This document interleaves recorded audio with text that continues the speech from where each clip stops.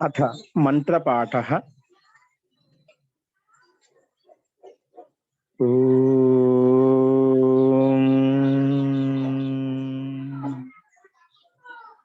सहनाववतु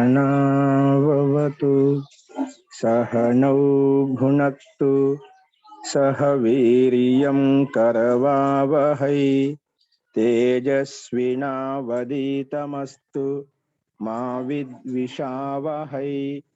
ओम शांति शांति शांति। सर्वेभ्यो नमः। अंदरिकी नमस्कारम अंडी।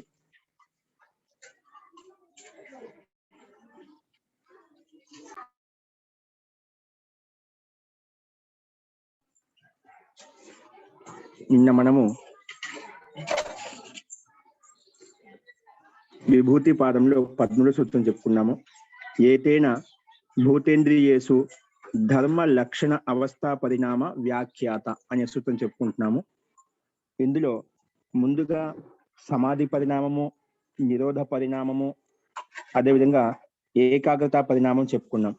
దానికి సమానంగానే ఇది కూడా ధర్మ లక్షణ అవస్థా పరిణామం కూడా అర్థం చేసుకోవాలని చెప్పారు. అంటే ఈ పరిణామాలు ఏవైతే మార్పులు జరుగుతాయో అటువంటి మార్పులు ధర్మ లక్షణ అవస్థా పరిణామం కూడా మనం చూసుకోవాలి. అంటే ప్రతి సమాధి పరిణామం, నిరోధ పరిణామం, ఏకాగ్రత పరిణామంలో ఈ ధర్మ లక్షణ అవస్థా పరిణామ మార్పులు ఉంటాయట. అదేవిధంగా అన్ని వేరే భూతాల్లో అంటే పంచభూతాల్లో, ఇంద్రియాల్లో కూడా ఇదే విధంగా అర్థం చేసుకోవాలని చెప్పుకున్నాం. అందుకే ఏతేనా భూతేంద్రియేషు, భూతాల్లో, పంచభూతాల్లో, అదేవిధంగా ఇంద్రియాల్లో కూడా ఇదే విధంగా సమాధి, నిరోధ, ఏకాగ్ర పరిణామాలు ఏ విధంగా మార్పులు వచ్చాయో అదేవిధంగా ఇక్కడ కూడా ధర్మ లక్షణ అవస్థా పరిణామం చూసుకోవాలని చెప్పి ఇక్కడ చెప్పారు. ఏదైనా భూతేంద్రియేషు ధర్మ లక్షణ అవస్థా పరిణామ వ్యాఖ్యాత అంటే వ్యాఖ్యానం చేయబడిందని అర్థం చేసుకోవాలి. దానికి సమానం ఇది కూడా అలాగే ఉంటుంది. ఏ రకంగా ఉంటుందో నేను చూసాము. మనము నిన్న 2 పారాగ్రాఫ్లు చూసాము. ఇప్పుడు అక్కడి నుంచి ముందు చూసుకోండి. అంటే ఇక్కడ మనకు ఎక్కడైతే ధర్మం ఉంటుందో, ఏదైనా ఒక వస్తు ధర్మం అంటే ధర్మం నుంచి ధర్మంలోకి మారుతుందంటే వస్తు ప్రకట అవస్థలోకి వస్తుందో ఆ ధర్మమే లక్షణ అవస్థలోకి మారిపోతుంది. ఆ లక్షణమే అవస్థాపరంలోకి మారిపోతుంది. ఇప్పుడు మిట్టి అనేది ధర్మి, మన్ను అనేది మిట్టి అనేది ధర్మి. ఈ ధర్మే ఒక కుండ రూపంలో వచ్చినప్పుడు అది ఒక ధర్మంగా మారింది. ఆ ధర్మంలో వచ్చిన తర్వాత దాంట్లో 3 లక్షణాలు కనిపిస్తాయంట. అంటే వర్తమాన కాలం, భూతకాలం, భవిష్యత్ కాలం. మళ్ళీ ఆ ధర్మంలోనే అతీత అవస్థ కూడా ఉంటుంది. అతీత అవస్థ అంటే కొంతకాలం తర్వాత అవస్థ అనేది మారిపోతుంది. అంటే నూతనత్వం, పురాతనత్వం ఇలాగా జీర్ణశీలం అయిపోయి నష్టం అయిపోతుంది, అతీతంలోకి వెళ్ళిపోతుంది. అంటే ధర్మమే లక్షణంగా మారిపోతుంది, ఆ లక్షణమే అవస్థా స్థితిలోకి వెళ్ళి పూర్తిగా నష్టం అయిపోతుంది అని ఇక్కడ మనం చెప్పుకున్నాము. ఇప్పుడు అదే విధంగా నెక్స్ట్ చూసుకోండి. ఇప్పుడు అవస్థా పరిణామం గురించి చెప్తున్నారు. ఇక్కడ అవస్థా పరిణామం ఏ రకంగా ఉంటుంది మీకు స్క్రీన్ మీద కనిపిస్తుంది, చూసుకోండి. ఇక్కడ మనం నిన్న ఏతేన పూర్వోక్తేన చిత్త పరిణామేన అని చెప్పి అది 1వ పారాగ్రాఫ్ 2వ పారాగ్రాఫ్ చెప్పుకున్నాం. కింద తథా అవస్థా పరిణామ అని ఉంది, 3వ లైన్ చూసుకోండి. 3వ పారాగ్రాఫ్ లో తథా అవస్థా పరిణామ, అవస్థా పరిణామం దాని కింద ఉంది చూడండి. ఇక్కడ తథా అవస్థా పరిణామం ఇక్కడి నుంచి చూసుకోండి, స్క్రీన్ మీద చూసుకోండి. అవస్థా పరిణామం ఎలా ఉంటుంది చూద్దాం. అంటే నిన్న లక్షణం చూసాము, 3 కాలాల్లో ఉంటుంది, తర్వాత ధర్మం మారుతూ ఉంటుంది. అంటే ఉత్థాన సంస్కారాలు తొలగిస్తూ నిరోధ సంస్కారాలు ఏవైతే ఉత్పన్నమవుతాయో అవి ధర్మ పరిణామం చెప్పాం. దాంట్లో లక్షణావస్థ కూడా ఉంటుంది. 3 కాలాల్లో వర్తమానం, భూత, భవిష్యత్ కాలంలో కూడా ఈ స్థితి మనకు కనిపిస్తూ ఉంటుంది. 3 స్థితుల్లో ఉంటుంది ధర్మ పరిణామం అనేది. అది అవస్థా పరిణామం ఏ రకంగా ఉంటుంది ఇప్పుడు దాన్ని చూద్దామండి. చూసుకుని తథా అవస్థా పరిణామ తత్ర నిరోధ క్షణేషు నిరోధ సంస్కారాः బలవంతో భవంతి. తత్ర నిరోధ క్షణేషు నిరోధ సంస్కారాः బలవంతో భవంతి. అంటే నిరోధ అంటే ఇప్పుడు విత్తా సంస్కారాలు నిరోధ సంస్కారాలు చెప్పుకున్నాం కదా, ఆ విషయం చెప్తున్నమాట. నిరోధ క్షణేషు నిరోధ క్షణంలో నిరోధ సంస్కారాः బలవంతో భవంతి. ఇప్పుడు సమాధి అవస్థలో, ధ్యాన అవస్థలో కూర్చున్నప్పుడు, ఆ ధ్యాన అవస్థలో ఉన్నప్పుడు మన విచారాలు ఏవైతే ఉన్నాయో అవి బలంగా దృఢంగా తయారవుతాయి అన్నమాట.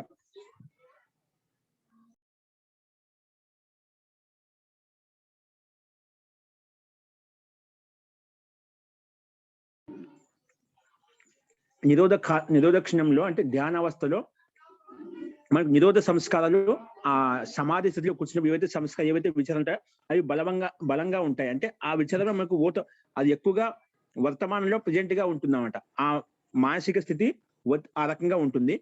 కాబట్టి నిరోధ క్షణంలో నిరోధ సంస్కారాలు బలవంతంగా ఉంటాయి. అంటే బలవంతో భవంతి అంటే అవి బలంగా ఉంటాయి ఆ సంస్కారాలు. దుర్బలాహ విత్తాన సంస్కారాహ ఇది. అప్పుడు నిరోధావస్థలో అంటే ధ్యానావస్థలో మనం ధ్యానం చేసేటప్పుడు సాత్విక విచారాలు బలంగా ఉంటాయి. అవి విచారాలు పైకి వస్తూ ఉంటాయి. అప్పుడు ఏమవుతాయి? విత్తాన సంస్కారాలు అంటే సాంసారిక సంస్కారాలు ఏవైతే ఉన్నాయో, విషయవాసనలు ఏవైతే ఉన్నాయో అవి నిర్బలాహ భవంతి. దుర్బలం అంటే నిర్వీర్యం కావడం. అంటే అవి దుర్బలాహ విత్తాన సంస్కార అంటే అవి నశించిపోతూ ఉంటాయి. అంటే ఆ సంస్కారం ఆ ప్రబలంగా ఉండదన్నమాట.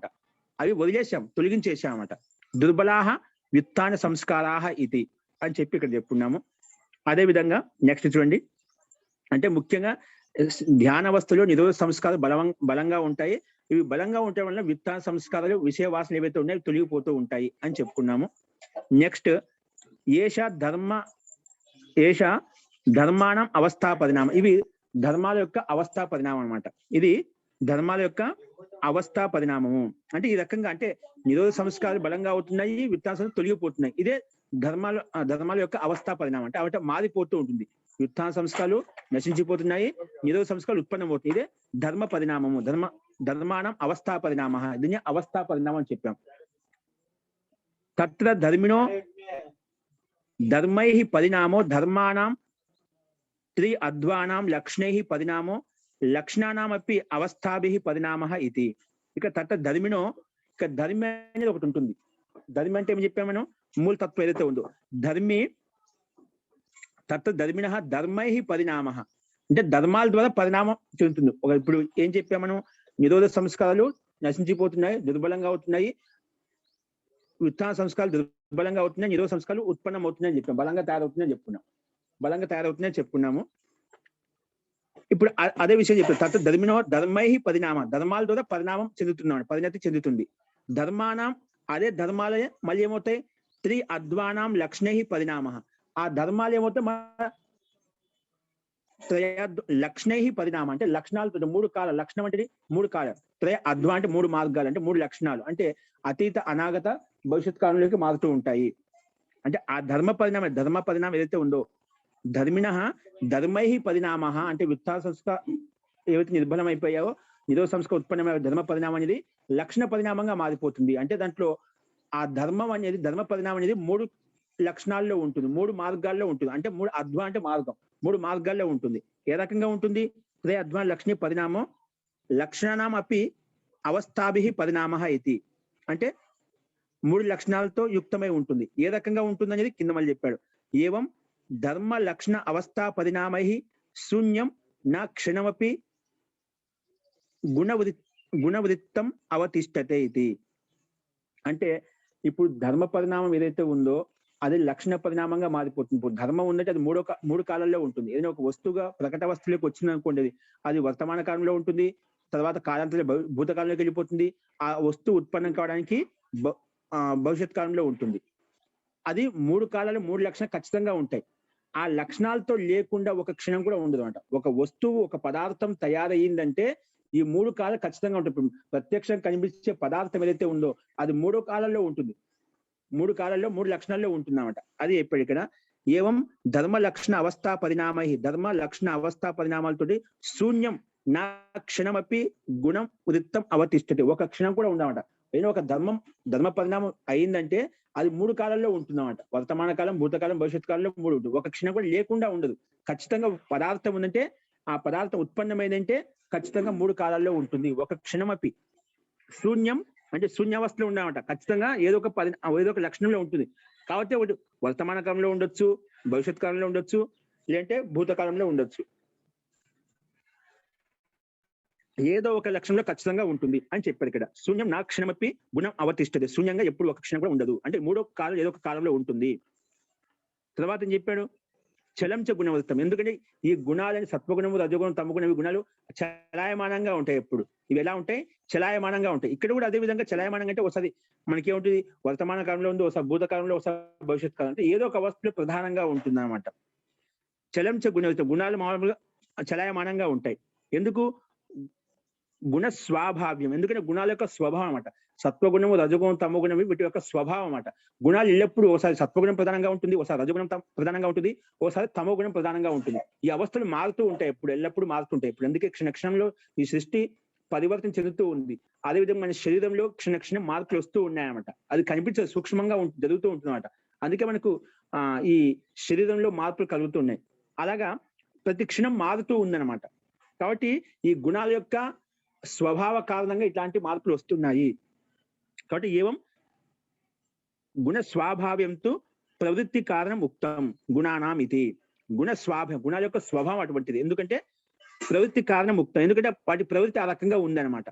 కాబట్టి ఏ దానికి గుణానం అంటే సత్వం, రజోగుణం, ఈ 3 గుణాల యొక్క ప్రవృత్తి అనేది వాటి యొక్క స్వాభావిక తత్వము, స్వాభావిక గుణము. అందుకే అవి చలాయమానంగా ఉంటాయి అని చెప్పుకున్నాం. ఈ విషయం గురించి మనం భాష్యం ద్రష్టవ్యం ఎక్కడ 2వ అధ్యాయంలో సావధాన పాదంలో 15 సూత్రాలు చెప్పుకున్నాము. అదేవిధంగా 18 సూత్రాలు చెప్పుకున్నాం. 15 సూత్రంలో ఈ గుణాలు ఈ విధంగా మార్పులు వస్తాయి. ప్రకృతి మహాన్ మహతో అహంకార తన్మాత్రేభ్య పంచభూతాన్ని పంచభూతేభ్య పంచేంద్రియాన్ని పంచకర్మేంద్రియాన్ని ఇవన్నీ చెప్పుకున్నాం కదా. ఆ రకంగా అక్కడ మనం చెప్పుకున్నామట. కాబట్టి ఒకసారి మనం చూస్తున్నా అక్కడ అర్థమవుతుంది. ఏతైనా భూతేంద్రియేషు ధర్మీ భేదా త్రివిధ పరిణామో వేదితవ్య. ఈ రకంగా మనం ఏతైనా అంటే ఇప్పుడు పైన చెప్పిన ధర్మ లక్షణ అవస్థ పరిణామ ప్రకారంగా ధర్మీ భేదాత్ అంటే ధర్మము ధర్మి భేదం అవుతున్నాయి. అంటే ధర్మి ఎల్లప్పుడూ ఉంటుంది. ఇప్పుడు ఒక వస్తువు, ఇప్పుడు ఆ కుండ తయారైందంటే కుండలో మట్టి ఉందా? ఆ కుండ మట్టి నశించిపోలేదు, అది వికృతంగా మారిపోయింది, వికారంగా మారిపోయింది. ఆ మట్టి అనే తత్వాన్ని స్వర్ణత్వం ఏదైతే ఉందో కుండలంగా ఏదో దానికి రకరకాలుగా మారుస్తుంటాము. అలాగే ఒక మట్టిని కుండగా ఇంకో రకంగా మారుస్తుంటాము. ఆ తత్వాన్ని, మట్టి తత్వం అనేది ఆ కుండలో ఎన్ని రకాలుగా మార్చినా ఆ తత్వం అయితే ఉంటుంది. కాకపోతే ఒకటి ప్రకట అవస్థలో ఒక అభివ్యక్త రూపంలో మనకు కనిపిస్తూ ఉంటుంది, ఒక వస్తు రూపంలో కనిపిస్తూ ఉంటుంది. ఆ ధర్మి అనేది ఎల్లప్పుడూ ఆ ధర్మాన్ని అనుసరిస్తూ ఉంటుంది. అంటే ఆ ధర్మే ధర్మంగా మార్చామంట. అంటే ఆ వస్తువు కూడా, ధర్మి కూడా, మిట్టి తత్వం కూడా అది అనుగతంగా ఉంటుంది, దాంతోనే ఉంటుంది అనమాట. కాబట్టి ఇక్కడ ఏం చెప్పారంటే ఏదైనా భూతేంద్రియేషు ధర్మీ భేద, ధర్మము ధర్మి 2 రకాల భేదం చేశాం. కాబట్టి ధర్మీ భేద త్రివిధ పరిణామ వేదితవ్య. ఇట్లా 3 రకాలుగా దీని పరిణామం మారుతూ ఉందని చెప్పి మనం అర్థం చేసుకోవాలి. ఏ రకంగా ధర్మ లక్షణ అవస్థ పరిణామంగా మారుతుంది అని చెప్పి మనం ఇంద్రియాల్లో కూడా, భూతాల్లో కూడా ఇదే విధంగా అర్థం చేసుకోవాలి. ధర్మ లక్షణ పరిణామం కూడా అన్నిటి విధంగా ఉంటుంది, ఎప్పుడు ఒకే స్థితిలో ఉండదు అనేది మనం అర్థం చేసుకోవాలి. నెక్స్ట్ ఏం చెప్పారంటే ఈ విషయంలో కొంతమంది పూర్వపక్షి వాళ్ళ అభిప్రాయాన్ని వ్యక్తపరుస్తున్నారు. ఏమంటున్నారంటే పరమార్థస్తు ఏక ఏవ పరిణామ. వాస్తవంగా ఈ పరిణామం ఒకటే. ఎందుకు ధర్మి అని ధర్మం అని చెప్పి 2 రకాలు భేదిస్తున్నారు?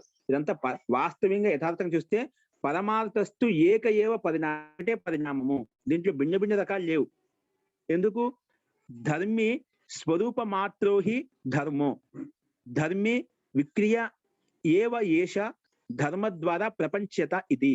ఎందుకంటే ధర్మి స్వరూప మాత్రోహి ధర్మ, ఈ ధర్మి యొక్క స్వరూపమే ధర్మము. ఈ మిట్టే కుండే మిట్టి. ఇప్పుడు 2 వేరువేరుగా చూస్తున్నావు, ఇది 2 భిన్న భిన్నంగా చూస్తున్నావు. ఇదంతా ఒకటే. పారమార్థికంగా వాస్తవికంగా చూస్తే ఇది మిట్టి వేరు కాదు, కుండ వేరు కాదు, మిట్టితోనే యుక్తమైనది కుండ. అంతా ఒకటే అని చెప్పి అంటే పూర్వపక్షి వారి అభిప్రాయం వ్యక్తపరుస్తున్నాయి. ధర్మ దాని యొక్క స్వరూపమే కుండగా మార్చాలి. ధర్మి విక్రియ ఏవ ఏష ధర్మ ద్వారా ప్రపంచత అయితే. దాన్ని మనం ఆ ధర్మంగా మార్చండి, కుండగా మార్చే ప్రాపంచికంగా వ్యాపింపజేసి చెప్తున్నామంట. అది భిన్నంగా ఏం లేదు, అది భిన్నత కాదు. ధర్మం భిన్నమేం కాదు, ఒకటే అంతా. ప్రాపంచికంగా విస్తరించి వ్యాపింపజేసి చెప్తున్నాము అని చెప్పి ఇక్కడ చెప్పారనమాట. కాబట్టి ధర్మి వికార రూపంలో ఏష ధర్మ ద్వారా ప్రపంచత. అది వికార రూపంలో కుండగా మార్పిని నామకరణం చేసి చెప్తున్నాం. భిన్న భిన్నంగా ఎందుకంటే మారుతూ ఉంటాయి. కాబట్టి ఒకసారి కుండ తయారు చేసి ఇంకోటి ఇంకేదైనా పెద్ద వస్తువు తయారు చేసుకోవచ్చు, రకరకాలు తయారు చేస్తూ ఉంటాం. అది వస్తు పరిణామం భిన్న భిన్నంగా రావటం వల్ల అట్లా మనం పేరు తీసుకుంటున్నాం. కానీ అది మిట్టి తత్వంతో భిన్నం కాదు, అంటే ఒకటే, పారమార్థికంగా చూస్తే ఒకటే అని చెప్పి ఇక్కడ ఆ పూర్వపక్ష అభిప్రాయాన్ని వ్యక్తపరిచారు అనమాట. ఇది ఇక ధర్మం ద్వారా అది భిన్న భిన్న రూపాల్లో మారుతూ ఉంటుంది కాబట్టి, భిన్న భిన్న రూపాల్లో మనం తయారు చేస్తూ ఉంటాం కాబట్టి, అది ఒక బొమ్మ రూపంలో కావచ్చు, ఒక కుండ రూపంలో కావచ్చు, రకరకాలుగా తయారు చేస్తూ ఉంటాం. అలానే ధర్మం ద్వారానే మనం విస్తరింపజేసి వ్యాపింపజేసి చెప్తున్నాం, వాటి యొక్క ప్రాపంచికాన్ని మనం చెప్తున్నాము అని చెప్పి ఇక్కడ చెప్పారు. నెక్స్ట్ దీన్ని ఇదే విషయం ఏం చెప్పాడు, తత్ర ధర్మస్య ధర్మిని వర్తమానస్య ఏవ అద్వా అతీత అనాగత వర్తమానేషు భావ అన్యతాత్వం భవతి. అంటే ఇక్కడ ధర్మస్య అంటే ఒక కుండగా మారి ఒక ధర్మంగా మారిపోయింది. ఇప్పుడు అదేది ధర్మిని వర్తమానస్య ఏవ అద్వ అంటే ధర్మి అంటే మిట్టికాయ ఒక కుండ రూపంలో మనం మార్చాం. అదే అతీత అనాగత వర్తమానేషు భావ అన్యతాత్వం భవతి. అది వర్తమాన కాలంలో ఒక రకంగా ఉంటుంది, భూతకాలంలో ఒక రకంగా ఉంటుంది, అదే భవిష్యత్ కాలంలో ఒక రకంగా ఉంటుంది. భవిష్యత్ కాలంలో ఆ వస్తువు ఇంకా ప్రకట వస్తువుకి రాలేదు, భిన్న భిన్నంగా ఉంటుంది. అది భావాన్యతాత్వం భవతి అంటే భావం భిన్న భిన్నంగా మారిపోతుంది, అంతేగాని ధర్మి అది వేరేం కాదు. ధర్మి అక్కడ కూడా ఉంటుంది, ధర్మి వేరు చేయలేదు. ధర్మాన్ని వేరు చేయం, అది ఎల్లప్పుడూ అనుగతంగానే ఉంటుంది. నువ్వు ఏదైనా మార్చుకోదని, కుండ రూపంలో మార్చుకో, ఒక బొమ్మ రూపంలో మార్చుకో, భిన్న భిన్నంగా ఎలాగైనా మార్చుకో, అది భూత వర్తమాన కాల భవిష్యత్ కాలంలో అనుగతంగా ఉంటుంది. కాబట్టి భిన్న భిన్నంగా ఉండదు. వాటి యొక్క అతీత అనాగత వర్తమానేసు భావ అన్యతాత్వం అవుతుంది, భిన్న భిన్న రూపంలో వేరువేరుగా కనిపిస్తూ ఉంటుంది. నాటు ద్రవ్య అన్యతాత్వం, అంతేగాని ఆ ద్రవ్యం వేరు కావడం వల్ల ఇది కుండ ఒకసారి తయారైంది, వేరే ద్రవ్యం వల్ల ఇంకో బొమ్మ తయారైంది, అలా కాదు. ఆ ద్రవ్యం మిట్టితోనే రకరకాలుగా బొమ్మలు తయారు చేస్తాం, రకరకాలుగా తయారు చేస్తాం. ఆ ద్రవ్యం మారలేదు, ద్రవ్యం అదే, కానీ వస్తువులో రూపాలు భిన్న భిన్నంగా మారుస్తున్నాము. వస్తువు ఆ మిట్టి తత్వాన్ని తీసుకొని రూపాలు భిన్న భిన్నంగా మారుస్తున్నాము. కాబట్టి అటు ద్రవ్య అన్యతాత్వం, ద్రవ్యం భిన్నమైంది కాదు. కాబట్టి వస్తువు మారింది కదా, ద్రవ్యం కూడా మారిపోయిందా అని అనుకోకూడదు. నాటు ద్రవ్య అన్యతాత్వం, ద్రవ్యం భిన్నంగా లేదు. ఎలాగంటే ఇక్కడ ఉదాహరణ ఇచ్చారు, లౌకిక ఉదాహరణ. సువర్ణ భాజనస్య భిత్వాత్ యథా క్రియమాణస్య భావ అన్యతాత్వం భవతి నాతో సువర్ణ అన్యతాత్వం ఇది. ఒక సువర్ణ ఉంది, ఒక బంగారు తత్వం ఉంది. ఆ బంగారు సువర్ణత్వం ఏదైతే ఉందో, ఒకసారి కుండలు తయారు చేస్తాం, ఒకసారి చైన్ తయారు చేస్తాం, ఒకసారి ఇంకో రకంగా తయారు చేస్తాం. అంటే అదే రకరకాలుగా మార్చి మనం వస్తువుగా మారుస్తున్నాం. అందుకే ముక్కలు చేసి రకరకాల వస్తువుగా మార్చేస్తున్నాం. ఎలాగంటే క్రియమానస్య భావ అన్యతాత్వం అవుతుంది. అది చేసి క్రియమాన కర్మను బట్టి క్రియను బట్టి అన్యతాత్వం అవుతుంది, భిన్నరూపం. ఒకసారి కుండలుగా, ఒకసారి చైన్గా, ఒకసారి ఇంకో రకంగా మార్చేస్తున్నామట. కాబట్టి అన్యతాత్వం భవతి, భావ అన్యతాత్వం భవతి. నాతో సువర్ణ అన్యతాత్వం ఇది. సువర్ణం అయితే అదే, అన్నిట్లో అదే ఉంటుంది, కానీ ఆ సువర్ణ తత్వాన్ని తీసుకొని మనం రకరకాలుగా భిన్న భిన్నంగా మార్చేస్తున్నాము, రకరకాలుగా భిన్న భిన్నంగా మారుస్తున్నాము అని చెప్పి ఇక్కడ మనకు చెప్పారు. సో నెక్స్ట్ ఇదే విషయాన్ని చూడండి. ఇక్కడ మొత్తం ఇంత పూర్వపక్షం చెప్పాడు, ఇక్కడ పైపక్షంలో ధర్మము ధర్మి రెండు వేరు వేరు కాదని పారమార్థిక చూస్తే అంతా ఒకటే.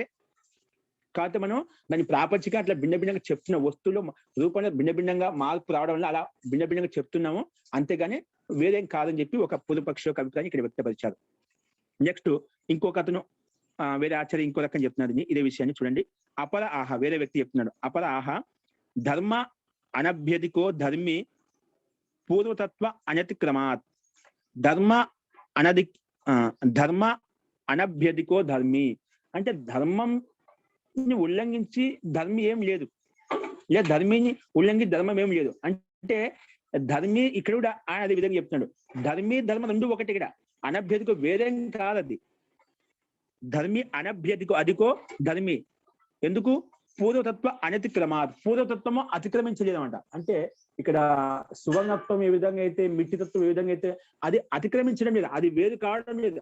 ఆ తత్వం అయితే అది ప్రతి వస్తువులో ప్రతి రూపంలో ఉంటుంది అనమాట. అంటే అది దాన్ని అతిక్రమించి ఇది ఏం వస్తువు వేరుగా తయారు కాలేదు, అది లేకుండా మనం ఏం తయారు చేయలేదు. కాబట్టి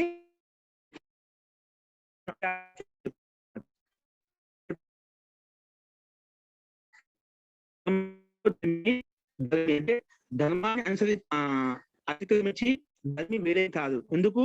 పూర్వతత్వ అనతిక్రమాత్, పూర్వతత్వాన్ని అతిక్రమించేది కాబట్టి. అంటే పూర్వతత్వం ఏదైతే ఉందో, సువర్ణత్వం కావచ్చు, మిట్టితత్వం కావచ్చు, అది ఎలాగే ఉంటుంది, అన్ని రూపాల్లో ఒకే విధంగా ఉంటుంది. కాబట్టి ఇది అతిక్రమించదు కాబట్టి ఇదంతా ఒకటే అని చెప్పి పూర్వపక్షి ఇక్కడ ఈ రకంగా చెప్తున్నాడు. ఎందుకు? పూర్వపర అవస్థ భేదం అనుపతిత కౌటస్థ్యేన ఏవ పరివర్తేత యది అన్వయిష్యాతి. పూర్వపర అవస్థ భేదం అనుపతిత అంటే పూర్వావస్థ కావచ్చు, ఉత్తరావస్థ కావచ్చు, అది సువర్ణత్వంలో ఒక రకంగా ఉంటుంది. అది కుండ రూపం చేసినప్పుడు, ఇంకో రూపంలో చేసినప్పుడు, రూపం మార్చినప్పుడు అది ఏమవుతుంది? పూర్వ పరావస్థ కొంచెం మార్పు వస్తుంది, రూపంలో మార్పు వస్తుంది. పూర్వావస్థ కావచ్చు, కొంచెం ఉత్తరావస్థ కావచ్చు, భిన్న మార్పులు వస్తుంటాయి. పూర్వ పరావస్థ భేదం అనుపత. భేదం అనుపత అంటే యుక్తమై ఉంది, భేదంతో భిన్న రకాలుగా యుక్తమై ఉంది. యుక్తమైన కౌటస్థ్యేన ఏవ పరివర్తేత.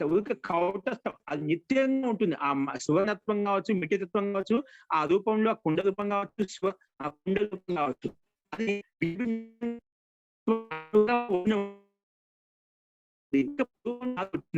కాబట్టి కౌటస్థ్యేన ఏవ పరివర్తే అది నిజంగానే ఉంటుంది రూపంలోనూ.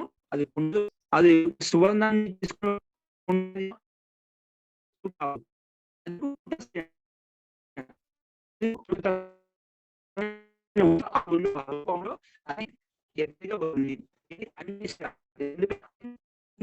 అనుగతంగా ఉంటుంది. వాయిస్ బ్రేక్ అవుతుంది. కాబట్టి ఈ రకంగా ఇప్పుడు వస్తుందా అండి? ఇప్పుడు పర్వాలేదు. ఓకే అండి. సో పూర్వపక్షి ఈ రకంగా ఆయన ప్రశ్న ఇక్కడ వ్యక్తపరిచామన్న. కాబట్టి ఇది వేరేం కాదు, ఒకటే అని చెప్పాడు. కానీ దానికి సమాధానంగా అయం అదోష, ఇది దోషం కాదు. ఇది కౌటస్థ్యేన ఒకే, అది స్థిరంగా ఎప్పుడు ఉంటుంది, ప్రతి రూపంలో ఒకే విధంగా వస్తుంది, ఇది స్థిరంగా ఉంటుంది అని చెప్పాడు కదా. అది કોઈ దోషమేం కాదు. స్థిరంగా ఉన్నప్పుడు ఉండి అది ఎందుకు ఆ తత్వం అనుగతంగా వస్తూ ఉండే అన్నమాట. కాబట్టి ఇది అయం అదోష, దోషం కాదు. ఎందుకు? కస్మాత్, ఎందువలన అంటే ఏకాంత అనభ్యుపగమాత్. ఏకాంత అనభ్యుపగమాత్ అంటే కేవలం ధర్మీ ఒక మిట్టితత్వము లేదా సువంతత్వమే ఏకాంతంగా ఉండటం లేదన్నమాట. అది భిన్నంగా వస్తు రూపంలో మార్పు చెందుతుందన్నమాట. ఏకాంత అనభ్యుపగమగాత్. అనభ్యుపగమాత్ అంటే ఏకాంతంగా అది వ్యక్తం కావడం లేదంటే ఒక వస్తు రూపంలో, పిండ రూపంలో భిన్న రకాలుగా మార్పు చెందుతూ ఉంది. తది ఏతత్ త్రైలోక్యం వ్యక్తే అపేతి. తది ఏతత్ త్రైలోక్యం వ్యక్తే అపేతి అంటే పదార్థం అనేది భిన్నగా మారుతుంది. వ్యక్తి అంటే పదార్థం. తది ఏతత్ త్రైలోక్యం అంటే మూడు లక్షణాల్లో ఉండొచ్చు అన్నమాట. వర్తమాన కాలంలో, భూతకాలంలో, భవిష్యత్తులో భిన్న రకాలుగా త్రైలోక్యం వ్యక్తి అపేతి అంటే వ్యక్తి నుంచి భిన్నగా మారుతూ ఉంటుంది. కాలం మారుతూ ఉంటుంది, లక్షణం మారుతూ ఉంటుంది, రూపం మారుతూ ఉంటుంది, భిన్న రకాలుగా మారుతూ ఉంటుంది. తస్మాత్ ఎందువల్ల అంటే నిత్యత్వ ప్రతిషేధాత్ అపేతం అపి అస్తి. నిత్యత్వ ప్రతిషేధం ఎందుకంటే అది నిత్యత్వానికి ప్రతిషేధించాడు. నిత్యత్వం అనేది అంటే ఆ వస్తువు ఎప్పుడు నిరంతరంగా ఉండదు అనమాట. ఇప్పుడు ఒక వస్తువు తయారు చేస్తాము, అది 3 కాలాల్లో ఉంటుంది కాబట్టి అది అవస్థా పరిణామ గుణాలు చలయమానంగా ఉంటాయి కాబట్టి కాలాంతరం అవస్థా పరిణామంగా అది నష్టమైపోతుంది, దుర్యశనం అయిపోతుంది అనమాట. అని నిత్యత్వం ప్రతిషేధం, నిత్యత్వం అనేది ఉండదు అనమాట. అంటే ఆ కుండ చేసినా లేదా ఒక సువర్ణం తోటి కుండలం చేసినా ఏదైనా ఇంటి వేరే చేంజ్ చేసినా అవి ఏమవుతాయి? ఎల్లప్పుడూ అదే విధంగా ఉంటాయని కాదు, కొంచెం దీర్ఘకాలంగా పెట్టుకోవచ్చు, దాన్ని మార్చుకోవచ్చు అన్నమాట. భిన్నంగా మార్పులు వస్తూ ఉంటాయి అన్నమాట. కాబట్టి నిత్యత్వం అనేది నిత్యత్వానికి పరిశీలించడం అంటే ఎల్లప్పుడూ ఉండదంట, అంటే మార్చుకోవచ్చు దాన్ని. కాబట్టి నిత్యత్వ ప్రతిషేధ అపేతం అపి అస్తి అంటే అది తొలగిపోవచ్చు, అంటే వేరే విధంగా మార్చుకోవచ్చు. అపేతం అపి అస్తి. ఇంకా అదే విధంగా వినాశ ప్రతిషేధాలు, కానీ అది అపేతం అయిపోయింది, వినాశం అయిపోయింది అంటే అక్కడ ఆ తత్వం వినాశం అయిపోయిందని కాదు, ఆ మిట్టి నష్టం అయిపోయింది. మిట్టికి ఏదైతే కుండ చేశామో ఆ కుండ నష్టం అయిపోయింది, అంతేగాని ఆ మిట్టి నాశనం కాలేదు. ఆ మిట్టి ఎల్లప్పుడూ ఉంటుందన్నమాట, అది వినాశం కాలేదు. అందుకే వినాశ ప్రతిషేధం, వినాశం ఆ తత్వం అయితే ఉంటుంది, ఆ ప్రకృతి తత్వం అయితే ఉంటుంది, అది నష్టం కాదు. ఆ ధర్మం, ఆ మిట్టి తత్వం ద్వారా సువర్ణ తత్వం ఏదైతే వస్తువు తయారు చేసినా ఆ వస్తువు నష్టం అయిపోతుంది, కానీ ఆ వస్తువు ఏ దాని ద్వారా తయారైందో ఆ తత్వం మాత్రం నష్టం కాదు. వినాశ ప్రతిషేధాది, వినాశం కాదు. ఎందుకు? సంసర్గాచ అస్య సౌక్ష్మ్యాత్ అనుపలబ్ధి. ఎందుకంటే అప్పుడు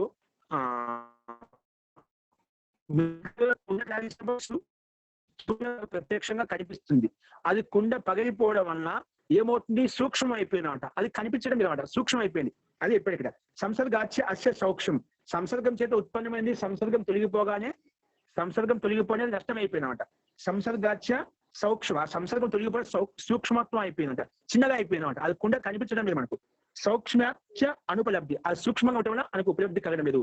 అది ప్రకటావస్థంలో కలగడం లేదు. అనుపలబ్ధి కలుగుతుంది, ఉపలబ్ధి లేదు అనమాట, కనిపించడం లేదు. ఆ మిట్టిలో కుండ ఉంది, అది ఆ కారిగారు ఎవరైతే ఉన్న చూసే వాళ్ళకు దాన్ని ఈ రకంగా తయారు చేసి ఆయనకు తెలుసు. సువర్ణాత్మ ఈ రకంగా మనం కుండలుగా తయారు చేసి, ఇంకో రకంగా తయారు చేయొచ్చు, ఇంకో మూర్తిగా తయారు చేయొచ్చు ఆయనకు తెలుసు. అది సూక్ష్మం కావడం వల్ల అది మనకు కనిపించే ఉపలబ్ధి లేదు, అనుపలబ్ధి అని చెప్పి ఇక్కడ చెప్పారు. కాబట్టి ఇది ఏదో దోషమే కాదు, భిన్న భిన్నంగా ఉన్నప్పటికీ కూడా ఒకటిగా నిత్యత్వంగా వచ్చినప్పుడు కూడా అది రూపంలో మార్పులు వస్తూ ఉంటాయి కాబట్టి అలా కనిపిస్తూ ఉంటాయి. కాబట్టి సూక్ష్మంగా కావడం కాదు, సూక్ష్మ మళ్ళీ సరిగ్గా రావట్లేదు మహోదయ.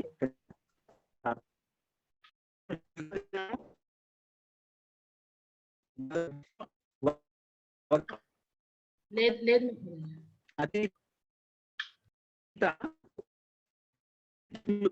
అనాగతవర్తమానాభ్యం లక్షణాభ్యం పరిణామం గురించి మళ్ళీ చెప్తున్నాడు. లక్షణ పరిణామం కింద చూడండి, లక్షణ పరిణామం గురించి చెప్తున్నాం. లక్షణ పరిణామం ధర్మో అద్వసు అంటే లక్షణ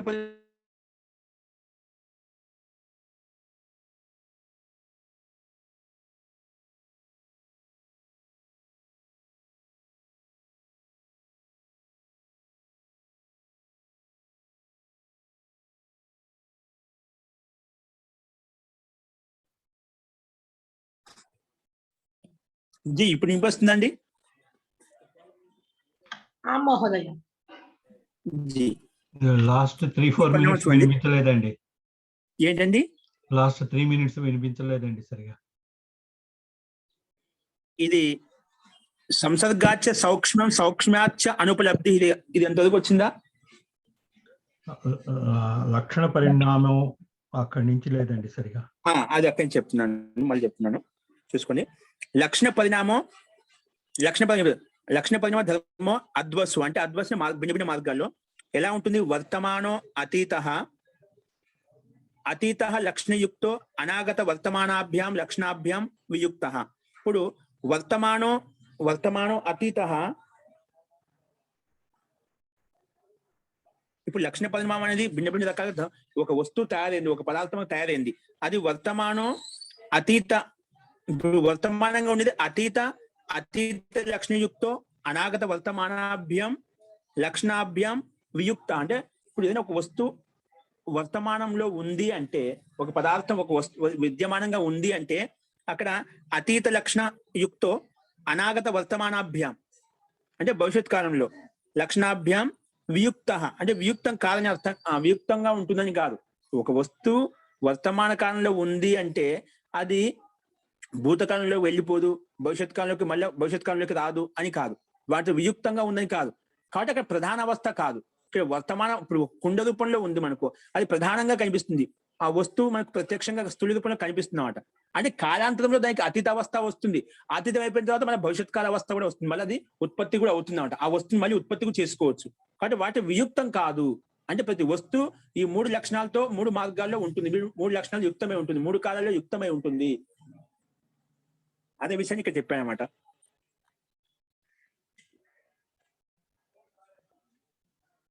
చూడండి, లక్షణ పరిణామో ధర్మ అద్వసు వర్తమాన